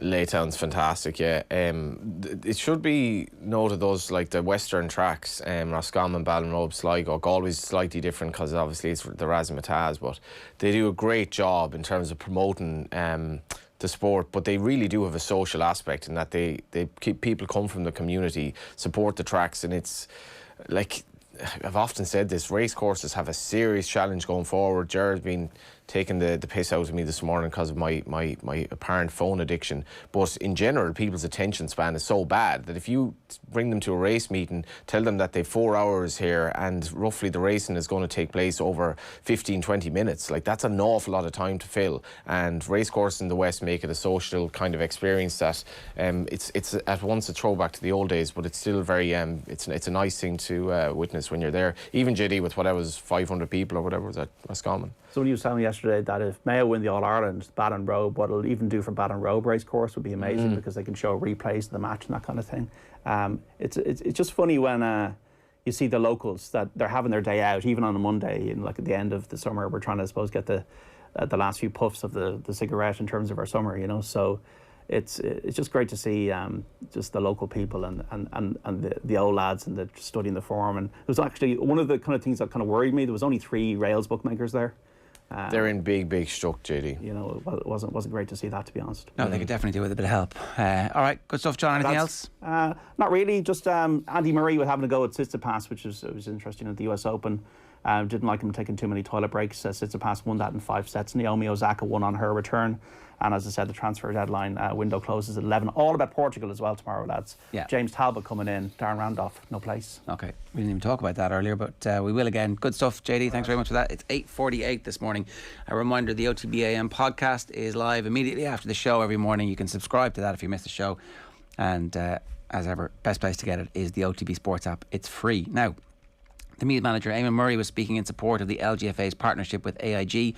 AIG is the official car insurance partner of the LGFA and also announced a new 15% discount off car insurance for all LGFA members at aig.ie/LGFA. And I'm delighted to say Eamon is with us this morning. Eamon, good morning to you. How are you? Okay, Joe, yeah. It's Ger here. How you doing? Listen, I wanted to talk to you a little bit about the evolution of this team and the growth and confidence over the last number of years, because it's one of the best stories that we've seen in Irish sport. Can I ask you, if you were to spool back a little bit, when did you begin to believe that this was a special group that you were going to be able to achieve great things with? I suppose, I've known a lot of these, Joe, since they were under 12s, with county under 12s development, and I just a lot of them we won under 16s with them 14s and stuff, so I've known them a long time, and look at they're a very special bunch. I didn't think I'd be with them, but I thought someone would gain all, would get this out of them. But I think it would be me. We're probably 2 or 3 years ahead of their time. But look, there's a lot of plenty of heartache through as well. We have, but we've lost 2 All-Irelands. We've lost in Wicklow there only a few years ago. We've lost that Wexford twice. We've plenty of heartache to build them up, and 2 or 3 kids that come in, the young ones, like Emma Douglas and Laura Larry and Mary Cates, they're improving every game and every match and every year. So they're really pushing the whole story on now. And I thought, looking back at this year, playing Cavan in the league at Breffni Park, a team that had beat us very easy the year before. We beat them, I think, by 5 that. I think after that day, I thought to myself, well, for something special here, you know. You mentioned that you weren't sure that you were going to be with them the whole way through. When did you make the decision to step up and continue? No, I didn't think that. I knew did make that error at some year, but I certainly did not think of this year. Not in our wildest dreams. We never really discussed things like that. We just concentrate on the week's training, concentrate on that night, and do our best every game. And it just happened, like by winning the championship, I think the girls thought got that feeling of winning. After conceding 4 goals, we still won easy. Then the girls went off into COVID restrictions and all that stuff after Christmas, and Eugene Evers was with them the whole time online, and they came back fitter than the left, which is a hard thing to say and believe, but it did happen. They came back to us in April, I think it was, or something, a lot fitter than they were when they won the All-Ireland. What's the level of commitment like, Eamon? My own sister would have played inter-county ladies as well, and I from my experience, there seem to be kind of peaks and troughs in terms of it's hard for the girls to commit like year in, year out, because like a lot of them, like will have careers, a lot of them won't be living in the county, some of them are probably having children, like, so there's a lot going on as well as committing to something. So I guess, you know, how often are they training and where are they all based and so on? Yeah, we're probably very lucky they're all living at home. There'll be 2-3 sessions on the field and 2 in the gym, so you have 5 nights a week. That's phenomenal. Oh, it's tough. It's very, very tough. Like, when a lot of teams win that intermediate championship, a lot of girls would walk away very easy. They've won their medal, they always prayed what wanted to get, but this bunch, thank God, didn't leave. How much has kind of the management coaching team had how much pleasure have you taken from this as well? Because they got to believe in what you're doing as well, and there's obviously a great sense of togetherness there. Yeah, I think the management team did a good job getting different people in at different times, and each person who came in gave the whole team a brilliant lift. Like, our last man to get in there was Eugene Evers, the strength conditioning coach. He's given them a massive lift now. And they're really, whatever you ask of them, they do it. And he promised me he'd have them firing for the championship. He certainly had that. I would say they're very close to one of the fittest teams in the country. Eamon, when did you get involved with the senior inter-county team? I'm only about 4.5 years, yeah. Were you part of the group in 2017 that Cork hammered that time? No, I was there, all right. No, I was not. I was concentrating on the underage, and for 18 years or 17 years with them now as an underage, you know. Yeah. And I had no intention of ever touching the senior job, and I mean ever. Why not? Just because? No, I didn't see myself doing it. I thought it wasn't good enough. Probably I thought I enjoyed underage. I thought it'd be too much stress and too much work. And they rang me when things were very bad, and I said no. I'm with the minors, and they rang, and I said, look, I said, if I'm doing it, I'm getting all my new management, a complete new setup there, smile in everybody's face. I want to get the smile back and Meath football. That anybody comes in must have a smile on their face, must invite. You know, if someone comes in for a week, they're going to stay. And then the first man I rang then was a good friend of mine, Paul Garrigan, and I asked him, I can't do that because I'm with bottom lads at the time. I said, look, think about it. He came back and said, no, we'll do it. He said, I'm not manager, you're the manager. He said, so it's very simple. Then we got Michelle Grimes, brilliant person involved, and she never was involved before in any team. She's a brilliant woman and comes in, she's a mother to them all. The next man came in was Paddy, and he's done a great job. He's goalkeeper now with the last 2 All-Stars, so he's certainly doing his job. And Shane Wall came in to do the backs, and Mark Brennan was brilliant at as well to do the forwards. So it's all together now as a team, and each one knows exactly what they have to do, and there's never a bad word, really, you know. Just in terms of Meath football in general, obviously what the minors have done must give you a massive lift. But like it's sad when you think back to the glory days, you know, in the 90s and so forth. That and Gerard being from Kildare, obviously, like being a fan of a county in Leinster that isn't Dublin is kind of a weird experience for the last few years. Like, has there been a malaise in general in Meath football in terms of the people's interest in the game, or is that traditional massive interest in the Royals still there? And obviously you've brought that to a new level with the ladies. Yeah, look, going back to the minors, maybe they'll learn something from us the week before, because they would certainly want to go and give up that. Like they had Tyrone had 5 chances to win the game, but then the young Ennis called back, said let's go for this and not give up, and the right man got at the end. So I think maybe they'll learn a wee bit from us the week before to not give up.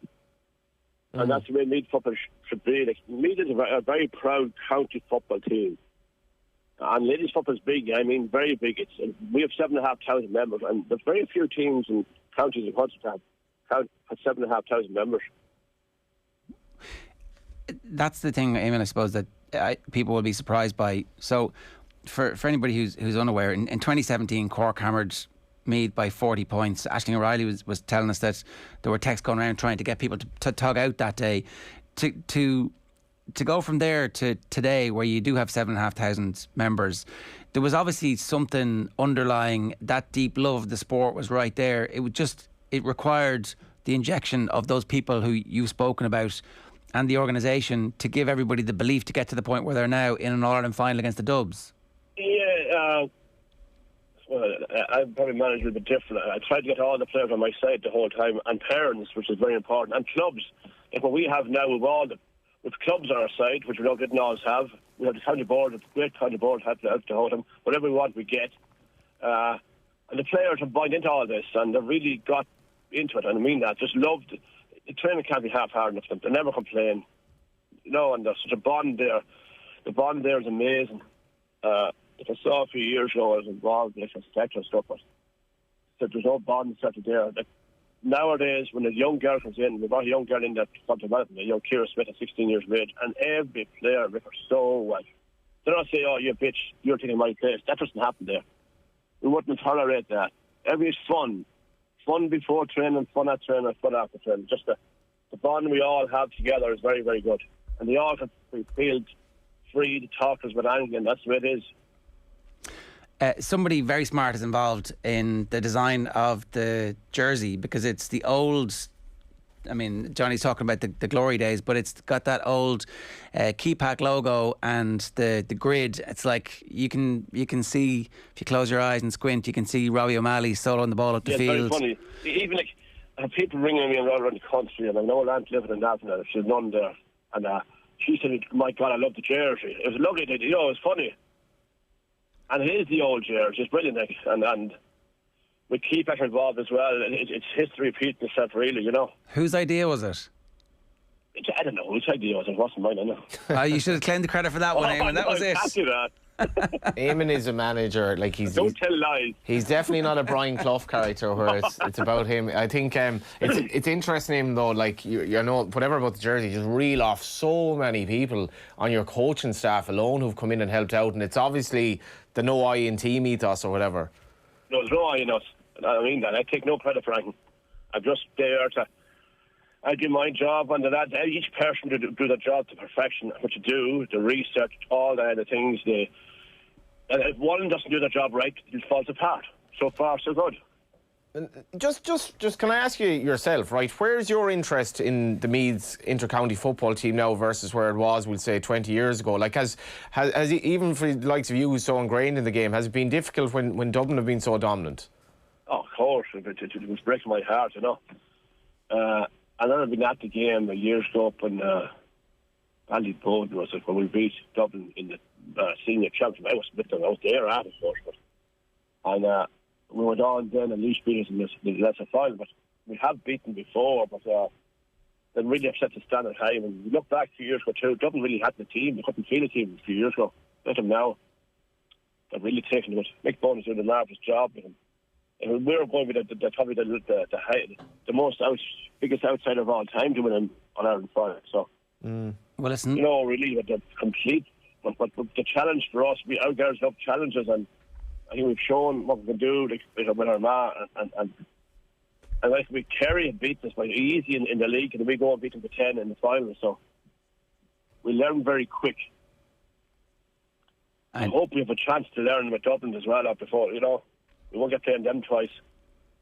Not this year, but certainly there's a rivalry brewing there from a point where there was no Leinster Championship. Now all of a sudden we have two Leinster teams in the All-Ireland final. And there's going to be 3 next year. Fingers crossed. Yeah, there will be 3 next year, Wexford or Wicklow. Or not Wicklow, or that's Meath, yeah.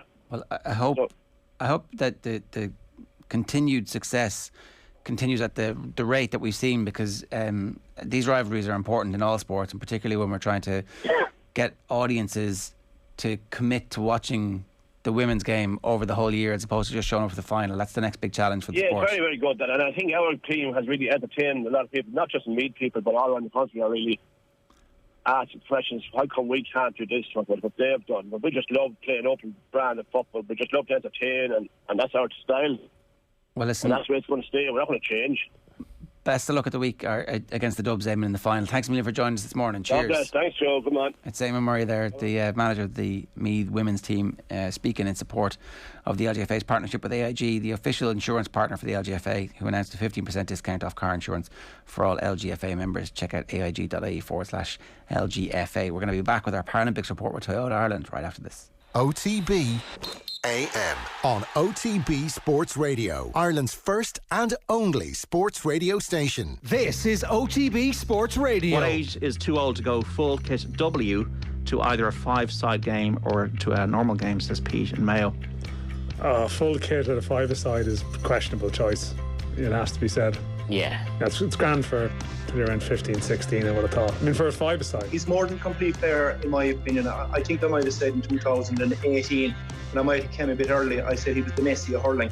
What are Cork going to do with Cian Lynch? But to answer your question about Cian, he's sensational to be fair in the last number of years. Off the Ball, Saturdays from 1 on OTB Sports Radio. Listen live on the OTB Sports app.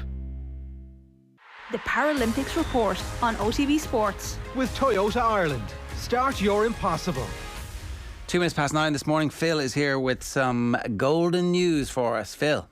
Yeah, Ger, great day for Team Ireland at the Paralympics in Tokyo, because Katie George Dunleavy and Eve McChrystal have won gold in the women's B time trial final. It adds to the silver that they won over the weekend, and it takes Ireland's medal tally to 6 at the Games. More on another medal in just a moment. But the Irish pair, who are stronger on the road than the track, and they're on the road today, they finished the course in a time of 47 minutes, 32.07 seconds. They were almost a minute faster than the team that finished second, the British team. This is the British team that had beaten them to gold in the 3,000 metres individual pursuit on the track last Saturday. Dunleavy and McChrystal also won gold and silver in Rio 5 years ago. Quite the day for Gary O'Reilly from Portlaoise, who's competing in his first ever Paralympics. He only took up hand cycling in 2017 and he clocked the time of 39 minutes, 36.46 seconds to win bronze in the H5 time trial. And he said after the race he was still in shock, didn't expect to get a medal. And he thanked his family as well, said from Portlaoise, who I'm sure are very proud of him today after winning that bronze medal. The Midlands is so tough. The Midlands is coming up pretty well. Do you know, I've been, sometimes I've cycled through Dublin and like somebody hand cycling will rock up beside me going this really strong pace. And you look at like their arms and the strength, like it's so physically demanding. And he's only gotten into it like what, a few years? Yeah, he had an accident in 2014. Said himself wasn't very sporty. Thought of playing basketball. Somebody just pointed him in the direction of hand cycling, took it up, and here he is now, a medal winner at the Paralympics. Absolutely sensational. The ways these things happen, like just somebody suggests, oh, you should try this, and now he's winning gold, or like it's pretty cool. Our Paralympics report this morning and every morning at 9 o'clock on OTB AM is with thanks to Toyota Ireland. Follow the hashtag #StartYourImpossible. Yeah, just in terms of some of the other athletes that were in action today as well. Ronan Grimes, remember, just missed out on a bronze medal last week. Finished 6th in the C4 time trial final over the 32 kilometres. Rochelle Timothy came 14th in the C1 to 3 time trial. And in athletics, Orla Comerford was 4th in her heat of the T13 100 metres. Unfortunately, that result wasn't enough to reach the final. And just a reminder, you're listening to our Paralympic report on OTB AM, coming your way every morning at 9 a.m, all with thanks to Toyota Ireland, #StartYourImpossible. The Football Pod with Paddy and Andy, our new weekly Gaelic football show with Paddy Andrews and Andy Moran. Tyrone was never built on defence. Tyrone was built on Peter Cannon, Sean Kavanagh, Stephen O'Neill, Owen Mulligan, Brian Dewar, Brian McGuigan. Yes, they tackle like lunatics and they put heat on you like you've never seen before, and then exceptional defenders behind them. Download the OTB Sports app and subscribe to the GAA podcast feed now.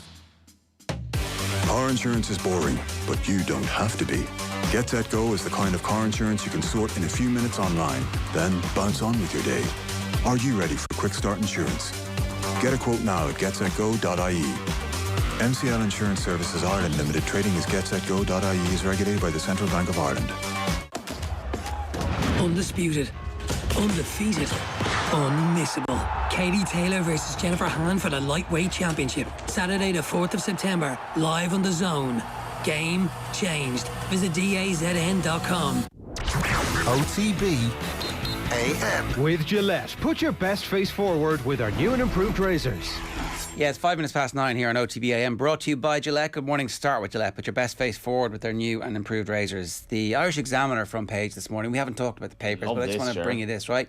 There is an allure there, and it's a picture of a young, spry Jack O'Connor in his Kerry gear. He's obviously an old picture because he's not the Kerry manager. He is the Kildare manager. But he's saying in the podcast with Paul Rouse in the Examiner, there is an allure there. Jack O'Connor hints he'd be open to a Kerry return. Who doesn't want to coach Man United is the question. So I should say, so John Fogarty has the piece inside. O'Connor is expected to remain at the helm in Kildare in 2022. What? What? Hang on now. So you're the Kildare manager next year, but you want to be the Kerry manager, is what he said. There's an allure there. Okay, let's just parse these quotes, right? David Brady's with us, by the way. David, good morning to you. How are you? Feel free to contribute at any point here, right? But I just want to. No problem. I'm interested in your view in this, right? Who doesn't want to coach Man United? There is that allure because of the tradition. Of course there is an allure there, he told Paul Rouse. It's how much it means to people down here. You meet women on the street. They mightn't have gone to the game, but they want to talk about the game. It's everything down here. You can't escape from it down here. Any pocket in the county you go to, they want to talk football. So it's all consuming. Sure, it's an absolute joy when you win, but a lonely, dark place when you don't. Look, the Kerry gig is a fantastic job. It's a very challenging job. But would you want to be anywhere else in many ways? Because the tradition is here. Everything is built towards the Kerry senior football team. The players are coming through. If you want an easy life, you go coach somewhere else. Look, I'm not the Kildare County Board, but I don't think you can have somebody who wants another job in charge of your team. It's nothing against Jack O'Connor, but if he wants the Kerry job and he's touting for the Kerry job, then take the Kerry job, but you can't have the Kildare job and the Kerry job. You got to listen to the podcast, though, and see what context those comments were made, you know. I mean, they don't sound any different. You can listen to it. DB, am I wrong about this?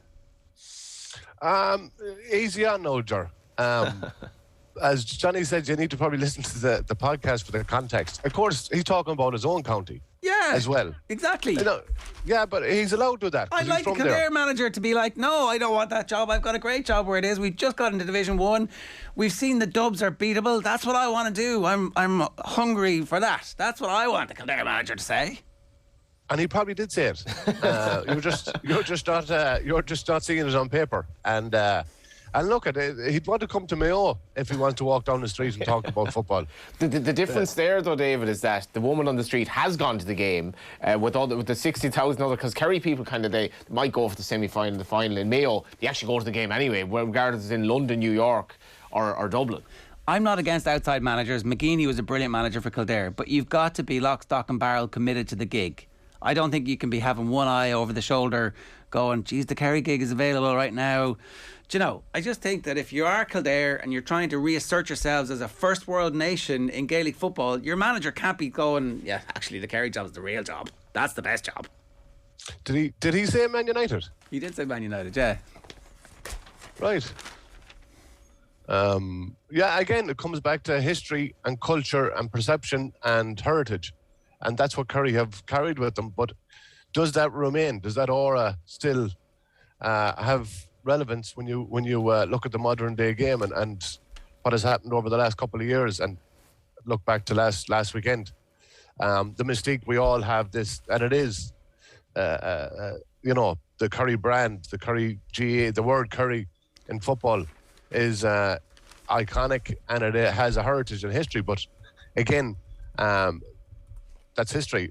In the present day, it has lingered a little bit and have failed to make an impact in any way, shape or form to a degree.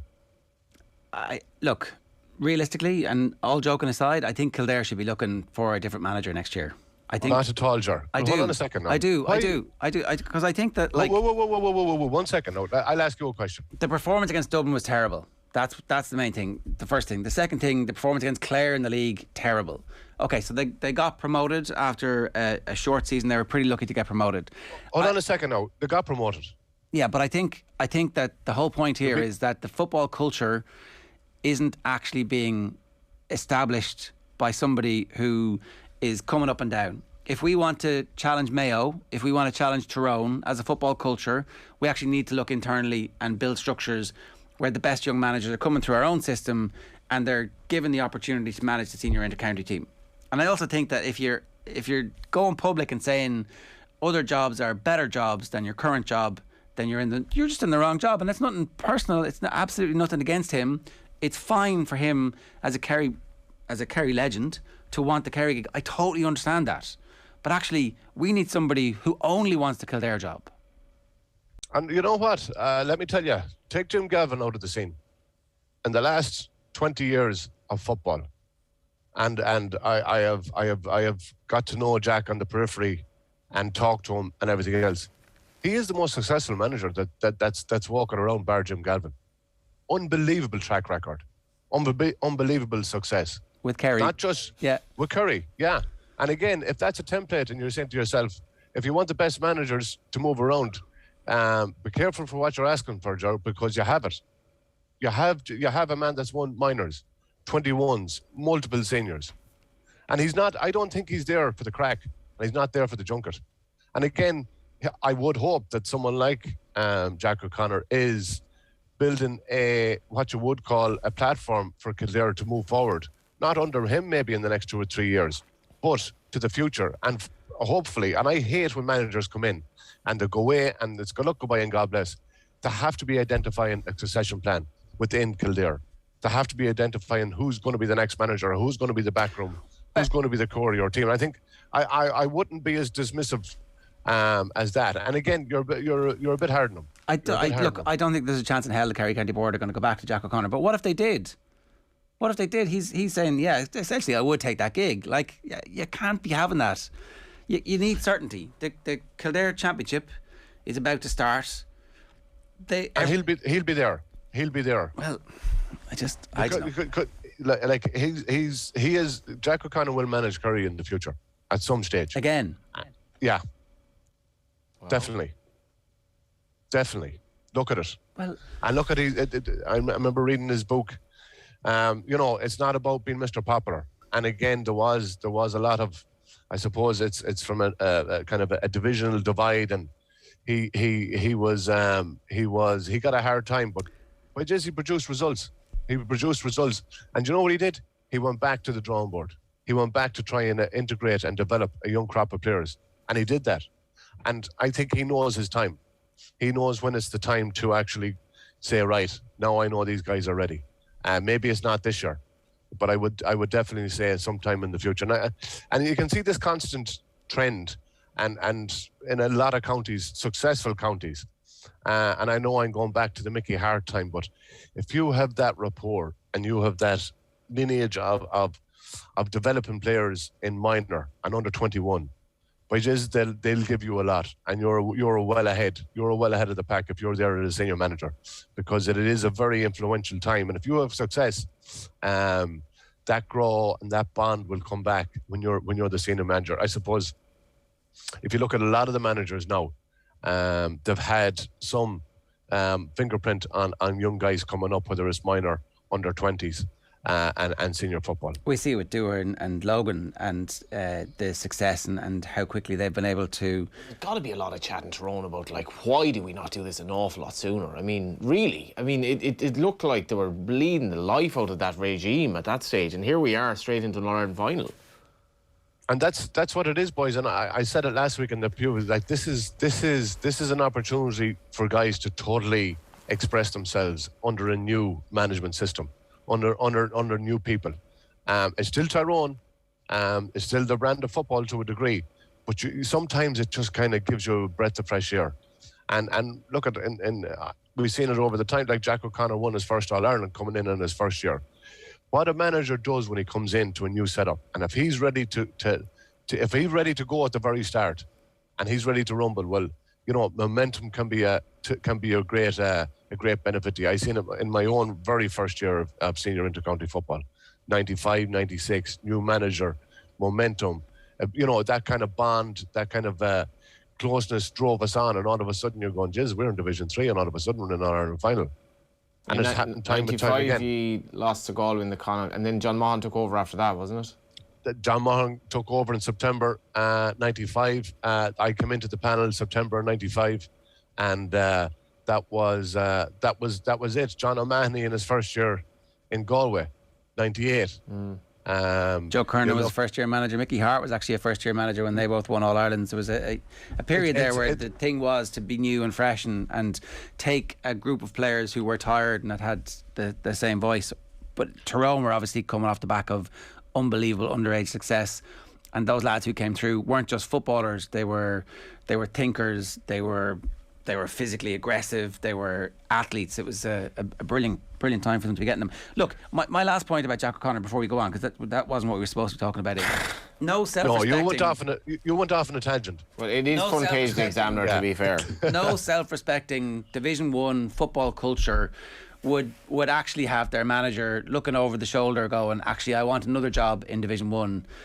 That's the problem. When you take a manager from one county, their grow will always be that county, and Kildare needs to have their own talent line and production line of managers who are coming through and who have proven themselves, who are ready to go. And I don't blame Jack O'Connor for wanting the Kerry job.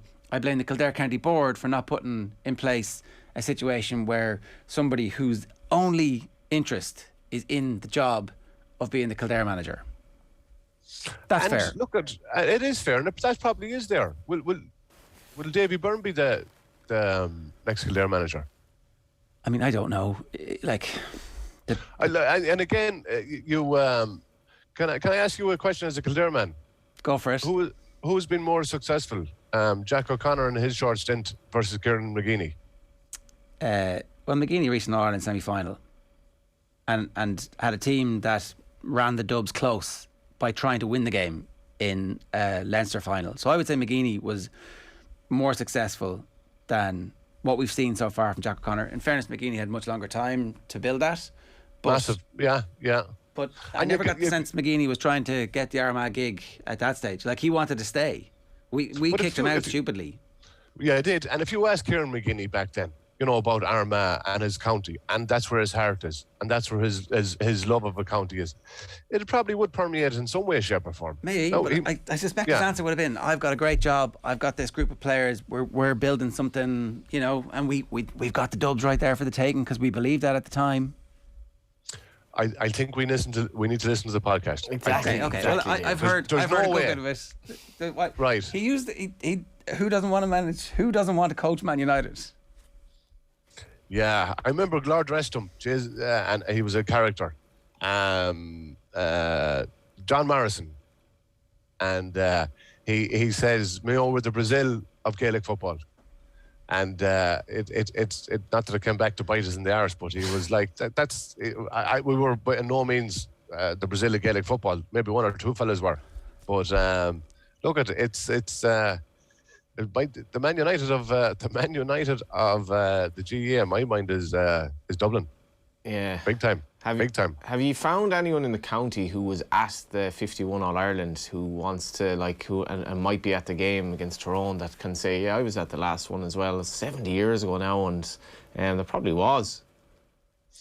There was, and I've had the pleasure of talking to one or two people outside of Mayo that was at the 1951 All Ireland over the last year and a half, and some of the phone calls I've been making. I've talked to Paddy Prendergast, who's one of the key figures of the Mayo 1951 team. We got to remember Mickey Loftus, Dr. Mickey, former president of the GA. He was involved in that panel. And again, it's 70 years is a long time ago.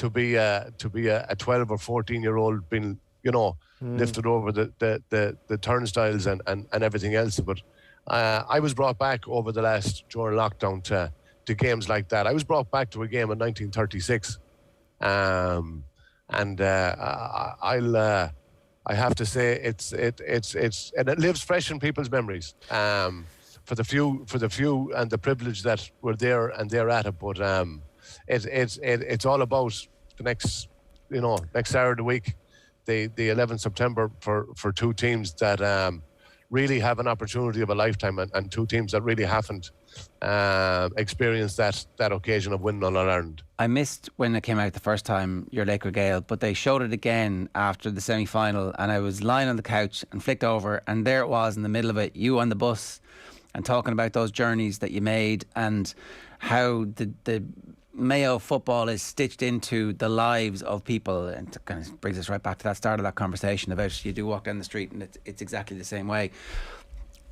Have you thought about, are you dreaming yet about what victory might actually mean to all those people? Are you trying not to think about it too much because of the heartache? What's your relationship with the hope at the moment? Ger, how long am I chatting to you boys now? 12, 13 years? Yeah. Sorry, 15 years. 15 years. And 2006 I retired and I started chatting to you. And did you ever hear me lose hope? No, but it's the hope that kills you. It's not the hope that kills you, it's the hope that keeps you alive. And there's people hoping and wishing and everything else in Tyrone, the same as we are. The same as a young fella might be doing down in Wicklow or Carlow that says, you know what, wouldn't I hope and wish and dream? So if you don't dream, you don't sleep. That's the reality. And you have to. And as the player, you envisage that.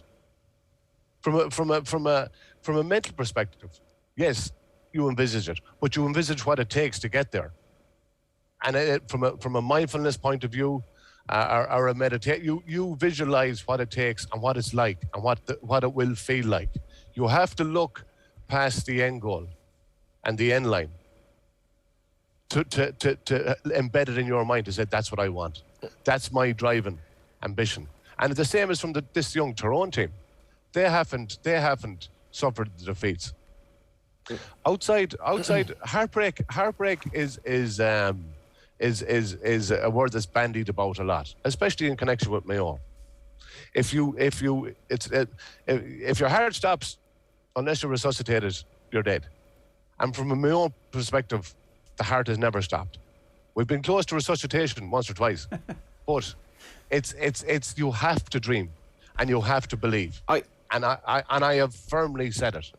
As a player, I always believed it, and as a supporter, I've always said it.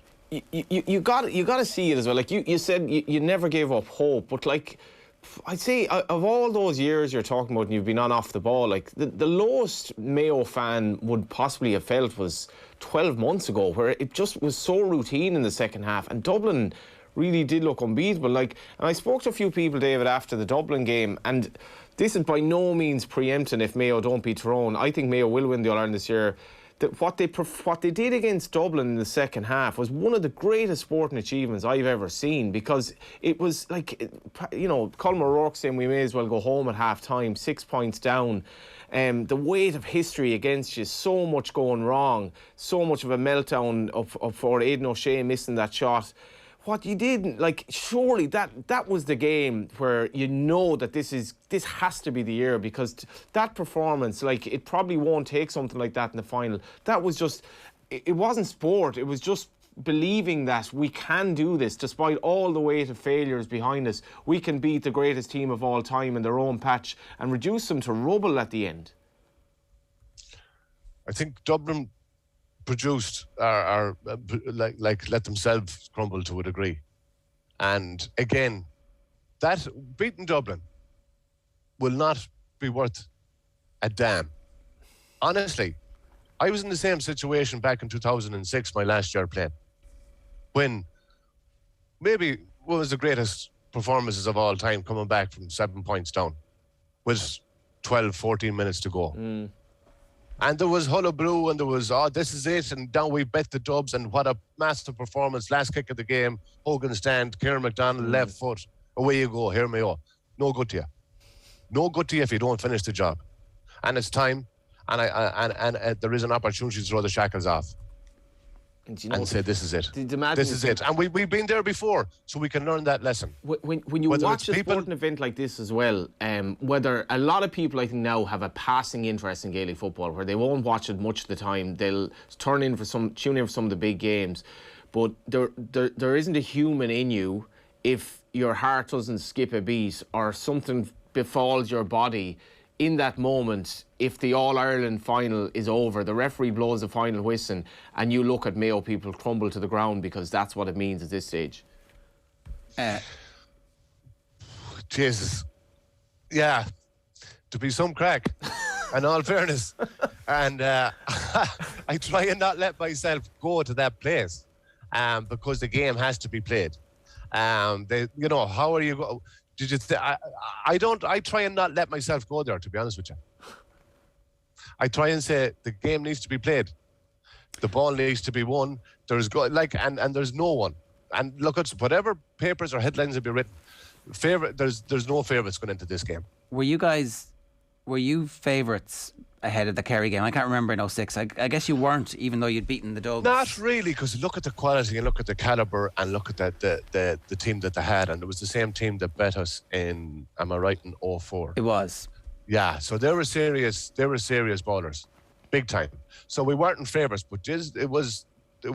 I honestly went into that game in 06 saying we're going to win this game. And there's no players that should go into an All-Ireland finals and not say anything else. The last time we were ever favourites, and there's the favourites tag with Mayo. Look, it doesn't matter a damn. We've been through every trial and tribulation that you could ask for, and it's never served a purpose, because it never wins you a game. And again, it's about that. Were you favourites ever? I don't remember. 97. Right. We were favourites in 97. We had lost 96. And Johnny, you're going to that Dublin thing. You want to go back as a Mayo supporter or a Mayo player to see 96, what we went through. I remember, and 7 points up, and you're going. You cannot get worse than that. Never mind if you score 2 goals. But that's the journey of life. And again, these are a different bunch of players. And one thing, and I won't say his name, the the amount of re-energize, the Mayo dressing room has been absolutely re-energized by some young fellas coming in. And it's not the laissez-faire and they don't give a damn. It's just that they're going, here, we're here to play football. They haven't had failure per se. Well, look at, man says someone's always going to have failure in some aspect, but you mightn't have the tag of losing 6 All-Irelands. But a lot of the young fellas have reinvigorated this Mayo team by their attitude and the way they play, and sometimes the way they turn up. The Manses have one long sock, one short sock, one pink boot, one blue boot, baseball cap upside down or wherever. And they're going, you know what? We're only here to play football. Yeah. And another big thing is now we've got 2 All-Ireland finals in a row now. You can say it's for me it's a serious achievement to keep going. But the big thing is that the boys aren't meeting up in the Spa Hotel in Lucan right now, or at 4 o'clock today, and driving down for 2.5 hours on a bus, and training and going through analysis and eating, getting back on the bus at 10:30. Yeah. Getting up to the Spa Hotel in Lucan at 1:15, 1:45, and then getting up at 6 or 6:30 in the morning, as we all do in a city like this. It's the COVID bounty. It is a massive bonus. So it is to have that collective, and there's been 1 or 2 up, sporadically, but to have that collective unit at James Horan's disposal has been a benefit, and as you said, it is the COVID bounty. Can I? The last question.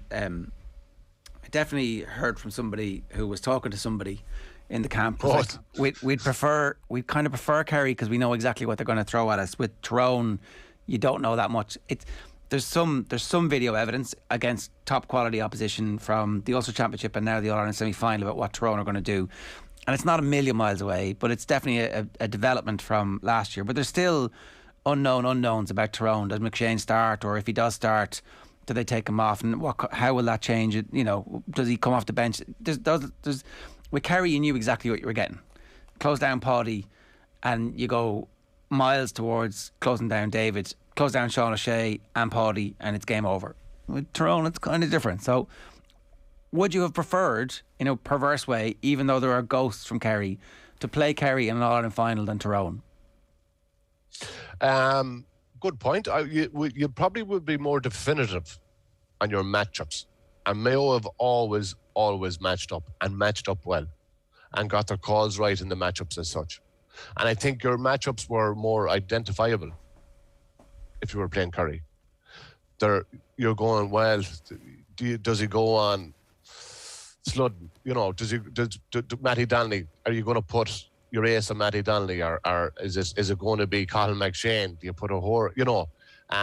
But I honestly don't believe there's going to be a 20-80.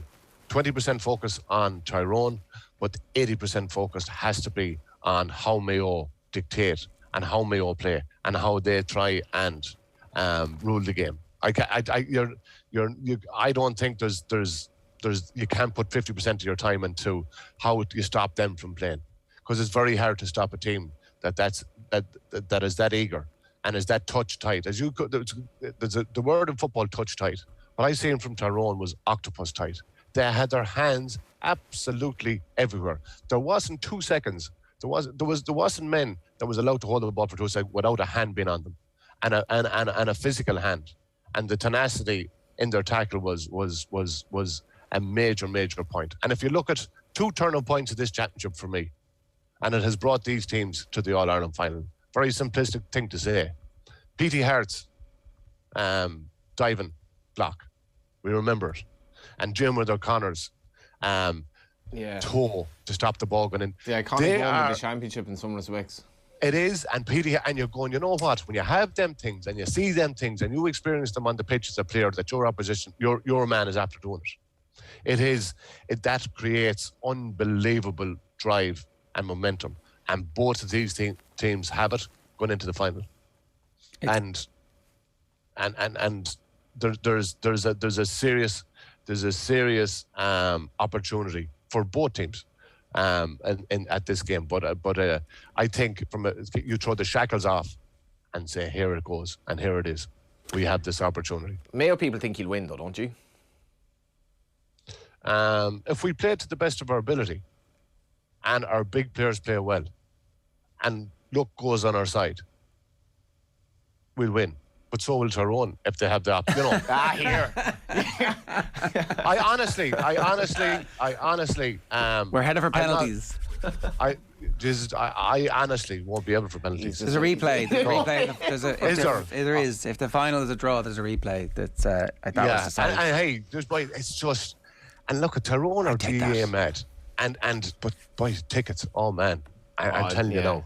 They need to extend it to 82,000. They do. They just need to decide. The country's opening it up. We may as well open it for this. Come on. There's no compulsion to go to this game. And if you happen to pick up COVID at this game, you'll put your hands up and say, "I took that risk. I'm sorry. I don't mind self-isolating." Let them go to the game. It's ridiculous. It's now that the door is open, and my head is wrecked for the next 2 weeks. And it is about I'm trying to get tickets, and you have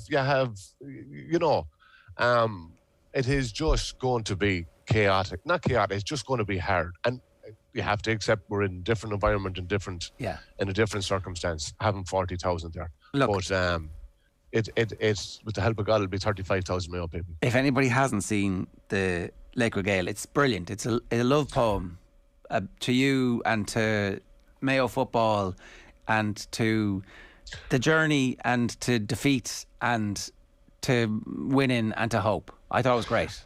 I love it. Thanks, and it's not about me. It typifies what Mayo is about, and it's that people from Westport going on the bus and living to go on the bus, and they have missed that bloody bus so much, like we all have. And again, with having live sport and having representative GA of football on over the last couple of months, it's given us a bloody chance to talk, a chance to live, and maybe a chance to dream. Well, enjoy the dreams. Whatever happens next. TV, brilliant having Pleasure, you this morning. boys. Thanks a million. God bless.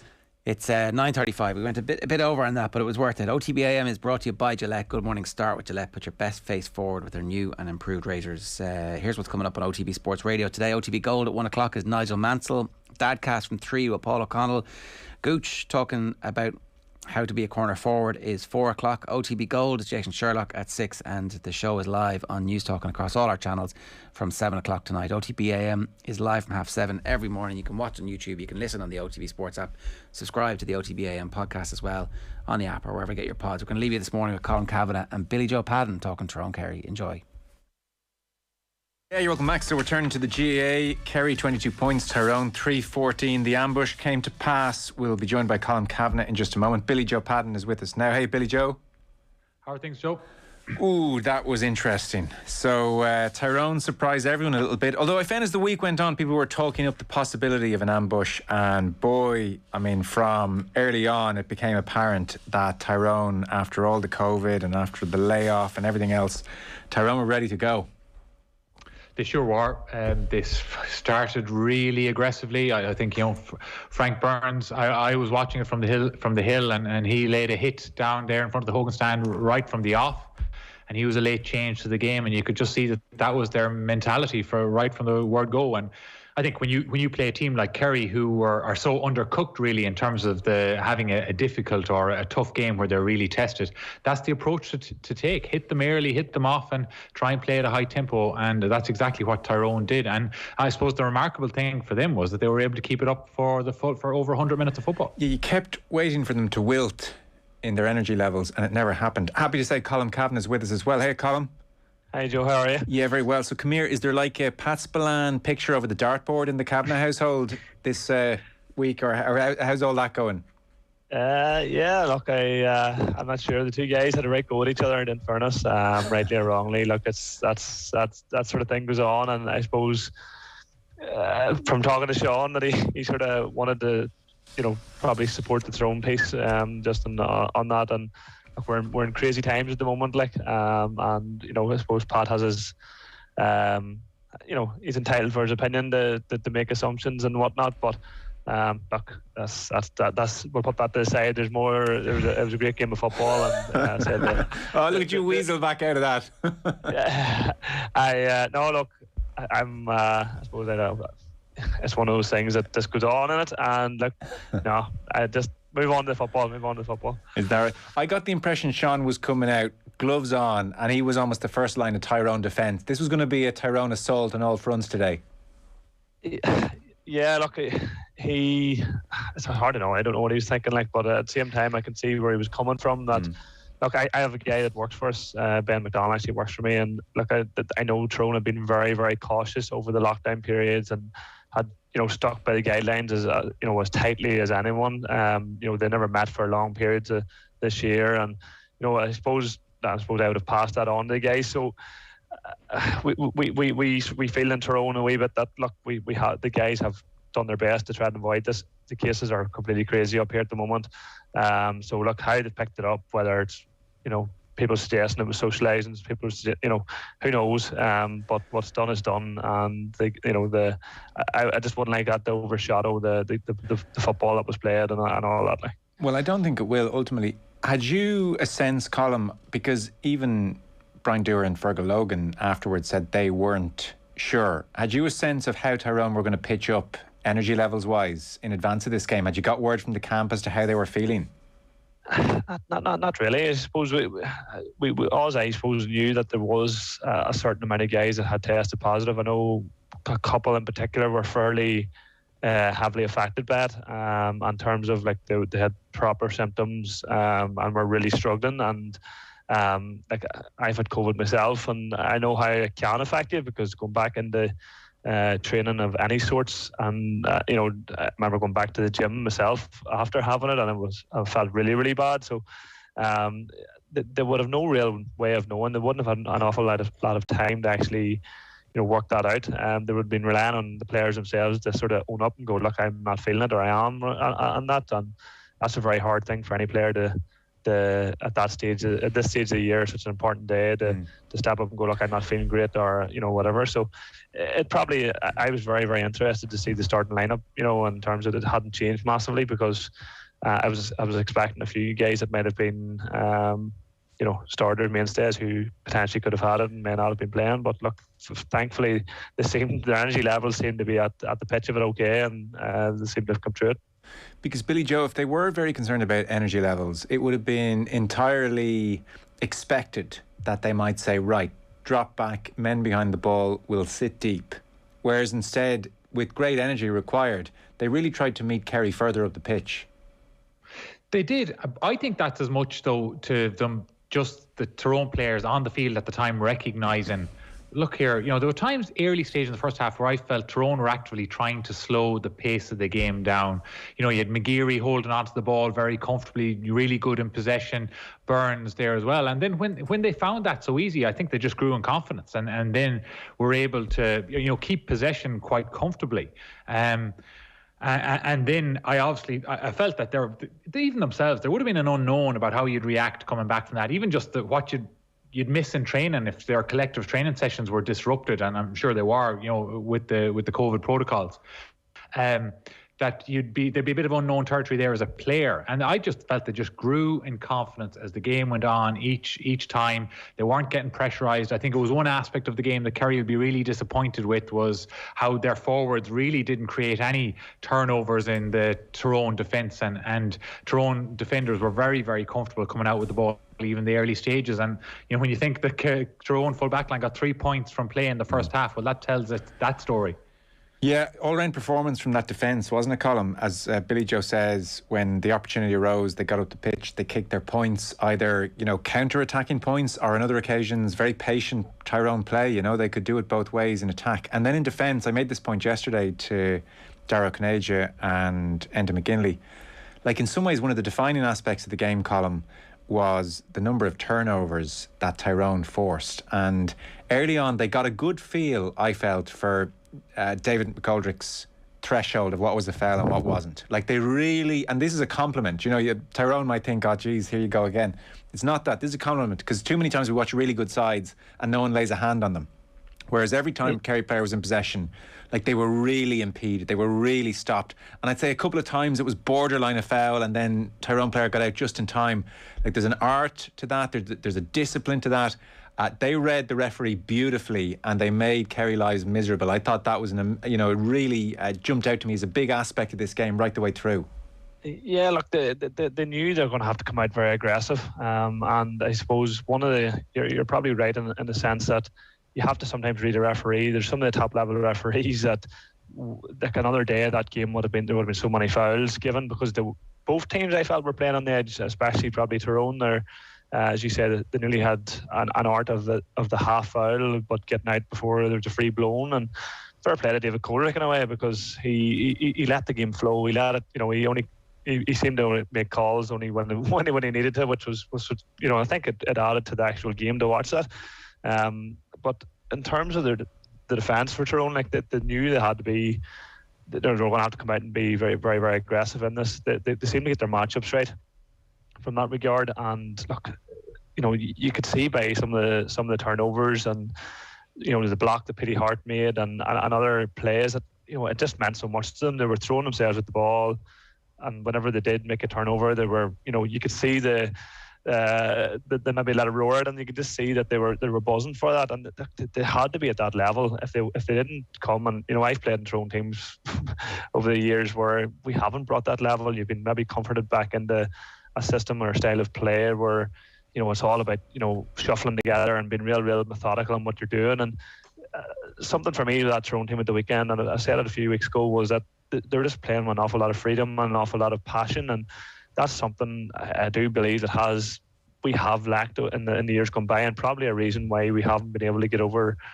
We've done okay and won titles and whatnot, but we've never really pushed on and beaten the Kerry, Mayos and Dublins of this world. And that the guys knew that they were going to have to pitch at that level. Now, in terms of the full back line scoring a few points, look, all them lads are very, very comfortable coming up the pitch, and Mickey Hart, to be fair, was something that he would have put into the guys that, look, these are all footballers, these aren't pigeonholed in your cornerback position. So, like, Padraig Harrington scoring a point, Ron McMee coming up and kicking a point, McKiernan and whatnot. Look, that's nothing new to the lads, and it's probably, to be fair, something that Kerry will look back on and probably be a wee bit annoyed about, because Kerry, I felt, were very good man on man. Like, Tom O'Sullivan done a great job, and Darren McCurry, Jason Foley had a good game. He just sort of probably was struggling near the end, but Kerry actually man on man were very, very good defensively. It was the sort of collective piece I felt that really lacked. It was nearly like they hadn't worked on a system and play and seeing danger and getting back in and covering, because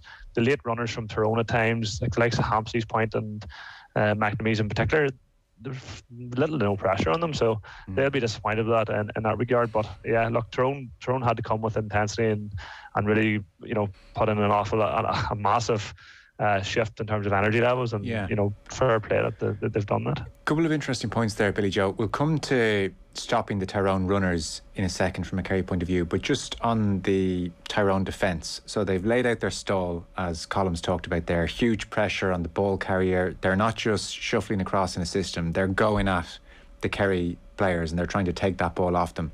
Billy Joe, what did Kerry do? Like, what was their plan in attack, and what should they have done? Because look, I know they ran into a lot of blind alleyways, but like, it looked difficult out there as well. What did Kerry not change or not do or not mix up in attack?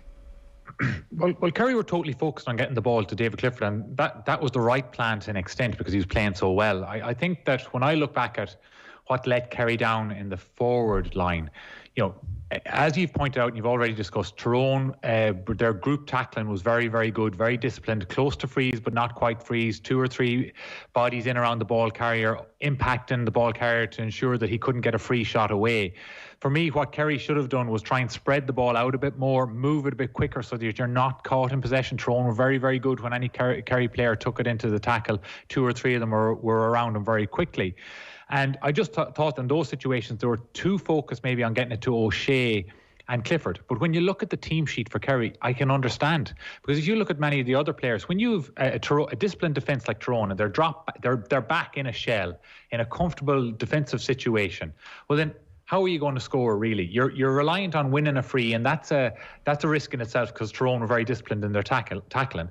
And then it's an outside shot. And if you look at the Kerry team, their half forwards there, Moynihan, Stephen O'Brien, even Paudie Clifford, not comfortable shooters from long distance. It's not what they do well. And then a player that they probably would be comfortable in that situation, David Moran, was playing a really, really defensive midfield role, so he wasn't getting into a shooting opportunity. And I think that would have been something, if they could have added that in the first half, well, then they might have got, you're not talking about much here, 2 more scores, maybe from a couple of outside shots. Again, no real, Jack Barry's not a threat from a long-range point either. So Tyrone knew this, and knew that all they really had to do was defend the D against Clifford and against O'Shea, and it was going to be very, very difficult for Kerry to kick long-range points, because they just don't have that sort of players, them sort of players there. And what about in defence then, Billy Joe? Colin mentioned Tyrone's running game, and there was always going to be a big emphasis from a Tyrone perspective on their running game. They had men deep, they were going to break, and then at other times there were late runners like Hampsey, who Colin mentioned. Kerry in defence trying to stop Tyrone. What did you make of that?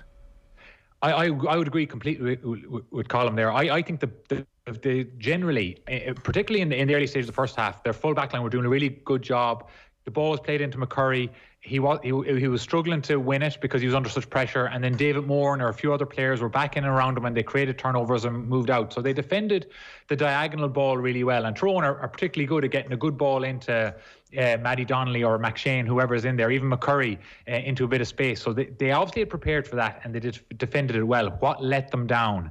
And it was chronic, and I don't blame many of the defenders at all. This is a 15-man defensive effort, as everyone knows when you get up to this level. Their forwards let them down. It was their forwards that didn't track the runners, like we mentioned, the people that scored. But you look at what Myler did to Paudie Clifford, put him on the back foot all the time, drove him into his own half. Clifford was nowhere near as aggressive as he needed to be defensively, and that's the same for all the Kerry forwards. Not near aggressive enough in terms of you're tracking those runners from deep, following them, being able to physically impose yourself on them. So if I was a Kerry defender going home on the train yesterday, I would have been very disappointed with the help I got out the field from my forwards and midfielders in terms of tracking those Tyrone runners. And I think that was their biggest problem defensively. Begs a fairly simple question. This was throughout the game, so we're talking 9 minutes at a time, so we're talking 80 minutes plus another 20 of injury time, and this was a feature throughout the game. How does nobody in the Kerry team or Kerry management point to Hampsey scoring, point to McNamee scoring, and then get on to the forwards and say, you track these lads back? Maybe they could. We're Kerry physically, maybe Colin, not up to it, the 5-week layoff, or not battle hardened? Because track your runners, lads, doesn't sound like rocket science. Yeah, look, I can't see it being a conditioning issue at this stage of the year. The guys are fairly well conditioned. I know talked about the likes of Myler and stuff, putting them in the back foot on that, and maybe having to do an awful lot of work. But I generally just think that the problem with nearly with the Kerry lads was some of the lads were man to man, and right, that's my man, and I'd keep him out of the game. And some of the guys were shuffling back. I seen in particular I think it was for McKenna's first goal, where the guys, David Moran and somebody else, was coming jogging back very, very slowly, and they didn't spot any danger. They didn't spot that this could actually end up in a goal, and if they did, they just didn't, they didn't actually, go and do anything about it. So I think it's more a case that possibly tactically that they haven't trained this way to actually show, look, I can remember watching Dublin last number of years, and one thing in particular stood out to me was whenever teams had a run on them and they were going to burn down in goal, they ran back to the 6-yard box or the 14-yard line to stop a goal. They seen danger and they knew how to stop it. It was nearly a case of watching going, are these guys just going to let that man run? And in my eyes, maybe they didn't see the danger. Maybe they thought, he can't shoot, he can't score. We'll just we'll stay close to McCurry and Matty Donnelly. But if that had happened in the opposite end of the pitch, I'd have been fairly annoyed. And from a Tyrone perspective, you go to the man who's most dangerous at all times. Like the first goal was so soft in that respect. Was it here he carried the ball past 2, 3, 4 tacklers, Billy Joe, and then it's not like Tyrone were going at mad pace here. They just kind of sauntered up, popped a few passes, and it was an easy finish in the end. And as Colin says, it's almost like the Kerry players, one, they either aren't recognising danger, or two, they just didn't have this rabid Tyrone-esque, must put out even the slightest hint of a fire attitude about them. Yeah, I think they prepared probably maybe too much on the diagonal ball and working that out and totally neglected the tracking their runners. But one other thing that kind of was, and I think is related, but was between the two, the difference between the two sides is that, Tyrone are comfortable in the chaos of it being a 15-man attack and defend game. As McKernan was comfortable up the field. At one stage in the second half, McKernan was on Killian Spillane, and McKernan was at left half forward, and Killian Spillane was looking around thinking, well, I don't really want to be here. And whereas Kerry are much more comfortable in a structured game. Clifford plays up front, David Moran plays midfield, and everything is structured and plays off that. Yeah. And I just think when you get into that sort of dogfight with Tyrone, you have to just basically, when you don't have the ball, if you're a defender, you have to go all the way, as Colm says there, all the way to your own 6-yard line if you have to, and defend. And Kerry are not used of that sort of game, whereas the Tyrone players are all really, really versatile, can all interchange positions and are comfortable in doing that. And Kerry just seemed to be, if there was a tactical difference in relation to that to me seemed to be the tactical difference in sort of that defensive organisation. Where do you think it leaves Peter Keane, Billy Joe? I look here, I think it'll be very difficult.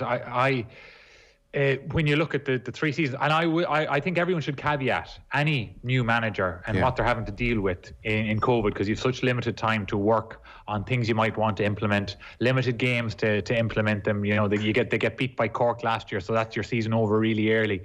But a lot more people that would know more about it than me down in Kerry would probably feel that his 3 years are up and that'll be it. And that may very well be the case. But I think when you look at Kerry's record in Croke Park over the last 10 years, and I can't remember it exactly, but the stats been floating around the last couple of days, and very few wins. And then when you look at the way they were exposed in this game, and the way modern football is, the way Dublin have played it, the way Tyrone played it yesterday, the way Mayo will try and play it in an All-Ireland final, where everyone will attack and defend. If that means that your corner forward has to be comfortable in the right half forward position playing a pass, or if it means that your right corner forward has to be comfortable coming all the way back, well then your team better be prepared to do that, and Kerry weren't. Yeah. So Colm, Ronaldo's at United. Tyrone are bashing up Kerry in Croke Park. Are the lads going to get in beards for the final? I don't think they'll go for the beards. I was laughing about this earlier. I think that they'll maybe go for a skin fade, given today's sort of society and the way things are moving with haircuts and that. But no, I don't know. I haven't heard any sort of new ideas for this time. But look, it's nice for them to be back in it, obviously. Who do you make genuinely here? Who do you make favourites for the final, Colm? It is very close. I did genuinely believe that Tyrone would come out on the right side of the Kerry game, and I felt that whoever sort of came through that semi-final battle would probably come through and win the final. If I'm being completely honest, so I'm going to stand by that and think that and say that I think Tyrone might be slightly ahead of where Mayo are at. And I know we're talking an awful lot about Kerry being bad there, by the way, but I do feel that such small margins and small things in games, that you're talking about Peter Keane leaving and all this stuff at the moment, but it wouldn't have took an awful lot for Kerry to turn the tide and Tyrone at the weekend as well. To bear that in mind. Yeah, no, I think that's a very fair point, in fairness to Keane. I was kind of surprised, even watching on the TV, Billy Joe, the panel at half time and full time before extra time all kept talking as if Tyrone were so clearly the better team. I think for a good chunk of it, the goals came at really good times for Tyrone, and then Kerry would be on top again and claw their way back, and then another goal would happen and Kerry again would get on top and claw their way back, and ultimately they got more scores on the board than Tyrone, 22 points to 17 Tyrone scores, and one or two, the Jack Barry volley for the goal, and then look, Canavan, in fairness, he's in on goal, he shoots, but of course it falls to McShane. There were certain aspects of the game did fall in Tyrone's way, Billy Joe, and that we're talking about it as if Kerry were an abomination, and I felt they were the better team for a lot of the game as well. I'm not so sure. I don't think they were the better team. I think they were. You're right about the Jack Barry incident. That ball could have easily gone off his foot and gone further out towards the Cusack stand, and there's no goal there. So that's just the break of a ball and the way it runs for you sometimes, or it does not. I think what Kerry will look back at, and I think what will Keane will have to deal with, and maybe will be dealt with harshly in relation to it, is the fact that Tyrone were played with for 20 minutes in the second half with 14 men, and Kerry on top, putting pressure on Niall Morgan and his kickouts, and they couldn't turn that into scores. Yeah. Then you add that to the fact that I think 2 of their players at one stage had 15 out of their 17 scores. That's not how Kerry see themselves as playing football. Kerry never see themselves as being reliant on, just 2 individuals. They feel that the footballers all over the field at all times, no matter what team they put out. And I think that, as much as anything, will put them under pressure in terms of not winning the game. But you're right, it was fine margins and it was close. And there wasn't a whole lot in it. But I think more so, what he'll have to deal with or answer questions about will be how you cannot turn that additional number on the field into more scores. Yeah, true. So how do you see the final then? Like, it's going to be ferocious, Billy Joe. Like Mayo, Horan and Kieran McDonald sitting there in Croke Park, and on the way home, like, they know this is a dogfight. And like, Pádraig Harrington and the rest of them are going to be up for it. This is going to be ferocious. Yes, it will. Mayo, no doubt, will are in a really good place in terms of their physical preparation. You saw that against Dublin, how strong they were at the end, just like Tyrone were strong yesterday. I think that when you look at it, there's a contrast, and it may be, I think Mayo are favourites with the bookies, or the last time I checked this morning, but I find that hard sometimes to understand when you consider that Mayo are dealing with injuries, and 2 of their best players, are unlikely to play. Well, Cillian O'Connor's definitely not going to play, and Oisín Mullen, I think it'd be a miracle if he plays. Whereas if you look at Tyrone, are getting players back from injury, and McKenna and McShane looked great for the latter stages of the game yesterday. So that's in Tyrone's favour. But I suppose the way Mayo will look at it, and I think is they'll be happy to say, if this is a dogfight, if this game is at 100 miles an hour and there's loads of mistakes, loads of turnovers in possession, well, that's the sort of game Mayo want to play anyway. So I think they'll be happy to go into a battle like that and see where it takes them. Yeah, you said chaos. Like, they're both comfortable in chaos. It'd be interesting, Billy Joe, this will be about the first final Mayo be favourites for. Like, from memory, they weren't favourites in 12 with Donegal. So this is potentially the first All-Ireland final since, well, I can't remember. Were they favourites against Meath in 96? In a long time that they might be favourites for with the bookies. No, I don't believe they were favourites in any of those finals, 96 and 97. So I think this is a big, if they retain that tag all the way up to the build-up the game as favourites, I think it will be the first time as they go in as favourites. And again, I don't think that'll be too much of a bother to James Horan or his squad. I think they're very focused on just taking it a game at a time. I think that's all they've proven that in that, because they've had to deal with these injuries. The deal with Cillian O'Connor going out, dealing with Oisín Mullen not being able to play the last day. If you were a team, they didn't let that, I suppose, affect them mentally. They just went out there and played the best they could, and it's been good enough to get them to an All-Ireland final. And they're going to take the same approach again. And I think a lot of what will happen in the All-Ireland final maybe is, I think it will be that chaos, that game. Mayo will want to see it as a chaotic game like that. And who reacts better on turnovers and possessions? Who can turn those turnovers into more scores? Who can counterattack more effectively following maybe a turnover and get the goals that will be key? Mayo will probably need goals. Tyrone have shown they can score those goals. Mayo will probably do a better job maybe of putting Niall Morgan under pressure on the kickouts than Kerry did. The Mayo forwards are much better tacklers than the Kerry forwards. So there's things like that may go in Mayo's favour. But at the same time, when you then look at what Tyrone were able to bring off the bench yesterday, and Tiernan McCann had an impact, obviously young Canavan had an impact, and McShane as well. Like, he was huge. So that's probably in Tyrone's favour. Yeah. As a player, more recently than Billy Joe, then Colm, Kerry being untested obviously was a big talking point in advance of the game, and most certainly afterwards. I mean, maybe you would have preferred to come through Munster some years, but do you feel it's an advantage ultimately when you do get to the latter stages to have come through Ulster? Like, do you think Kerry would have a better chance to win the All-Ireland if they were in Ulster?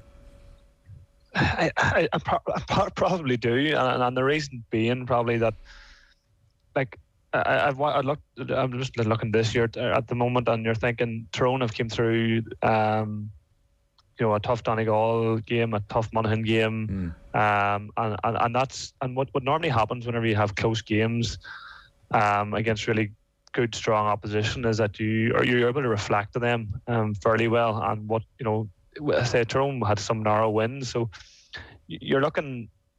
Even when you win, you're looking at the things that you've done well and the things that you could do better, and having them tight games to look to and analyse. I think it gives you gives you a better setup now. Kerry haven't come through Munster in a fairly easy fashion. You know, what could they have seen, you know, in them games? What could they have, you know, analysed what in terms of what they could have done better or whatnot? And again, looking at their defensive, you know, some of the tactical side of it in their defence, and seeing the danger and, you know, people's roles and how to analyse that. And I think that side of it's one thing that, you know, if you come through a tough few games and a province can really stand you. Also, that sort of mental, but you nearly become that sort of, if you come through a few tough games in a province, you have that mental edge of I'm battle hardened of you know, and you can see with Tyrone's intensity that they have had a few really, really tough games. And you know, they didn't at any stage whenever Kerry were coming back at them, you could just see, I always felt there was an odd gear in them at the weekend. And right. I genuinely do think that if you cruise through a province, it doesn't by and large it doesn't stand you as well as coming through an Ulster now. But you know, I'm looking at Dublin and you're thinking, geez, well, they've come through the last number of years and won the All Ireland, like so. But I think they're you know, they're an exception to the rule in this instance. Like if you've had a few tough games under your belt, it normally works, because Kerry would have been going back to nearly looking at the league and what happened in the league, and sure, they played Tyrone in the league and wiped them, so that was there was nothing to look at there either. So and going back that far sometimes isn't really reflective of where the championship is at. So yeah, I do feel that, you know, having that sort of them few tough games under, you know, behind you normally will stand you, and definitely leave you in a better place to push on. And I say, because there's probably been the good, bad and the ugly in every sort of province or every sort of Ulster Championship game, and you know, especially this year, it's been an exciting one. It sure has. Well, look, fellas, September 11th, Saturday for the final. Billy Joe Patton, Colin Kavanagh, loads to talk about in the meantime. Thanks, gents, appreciate it. No problem, Joe. Cheers, boys. OTB AM with Gillette. Put your best face forward with our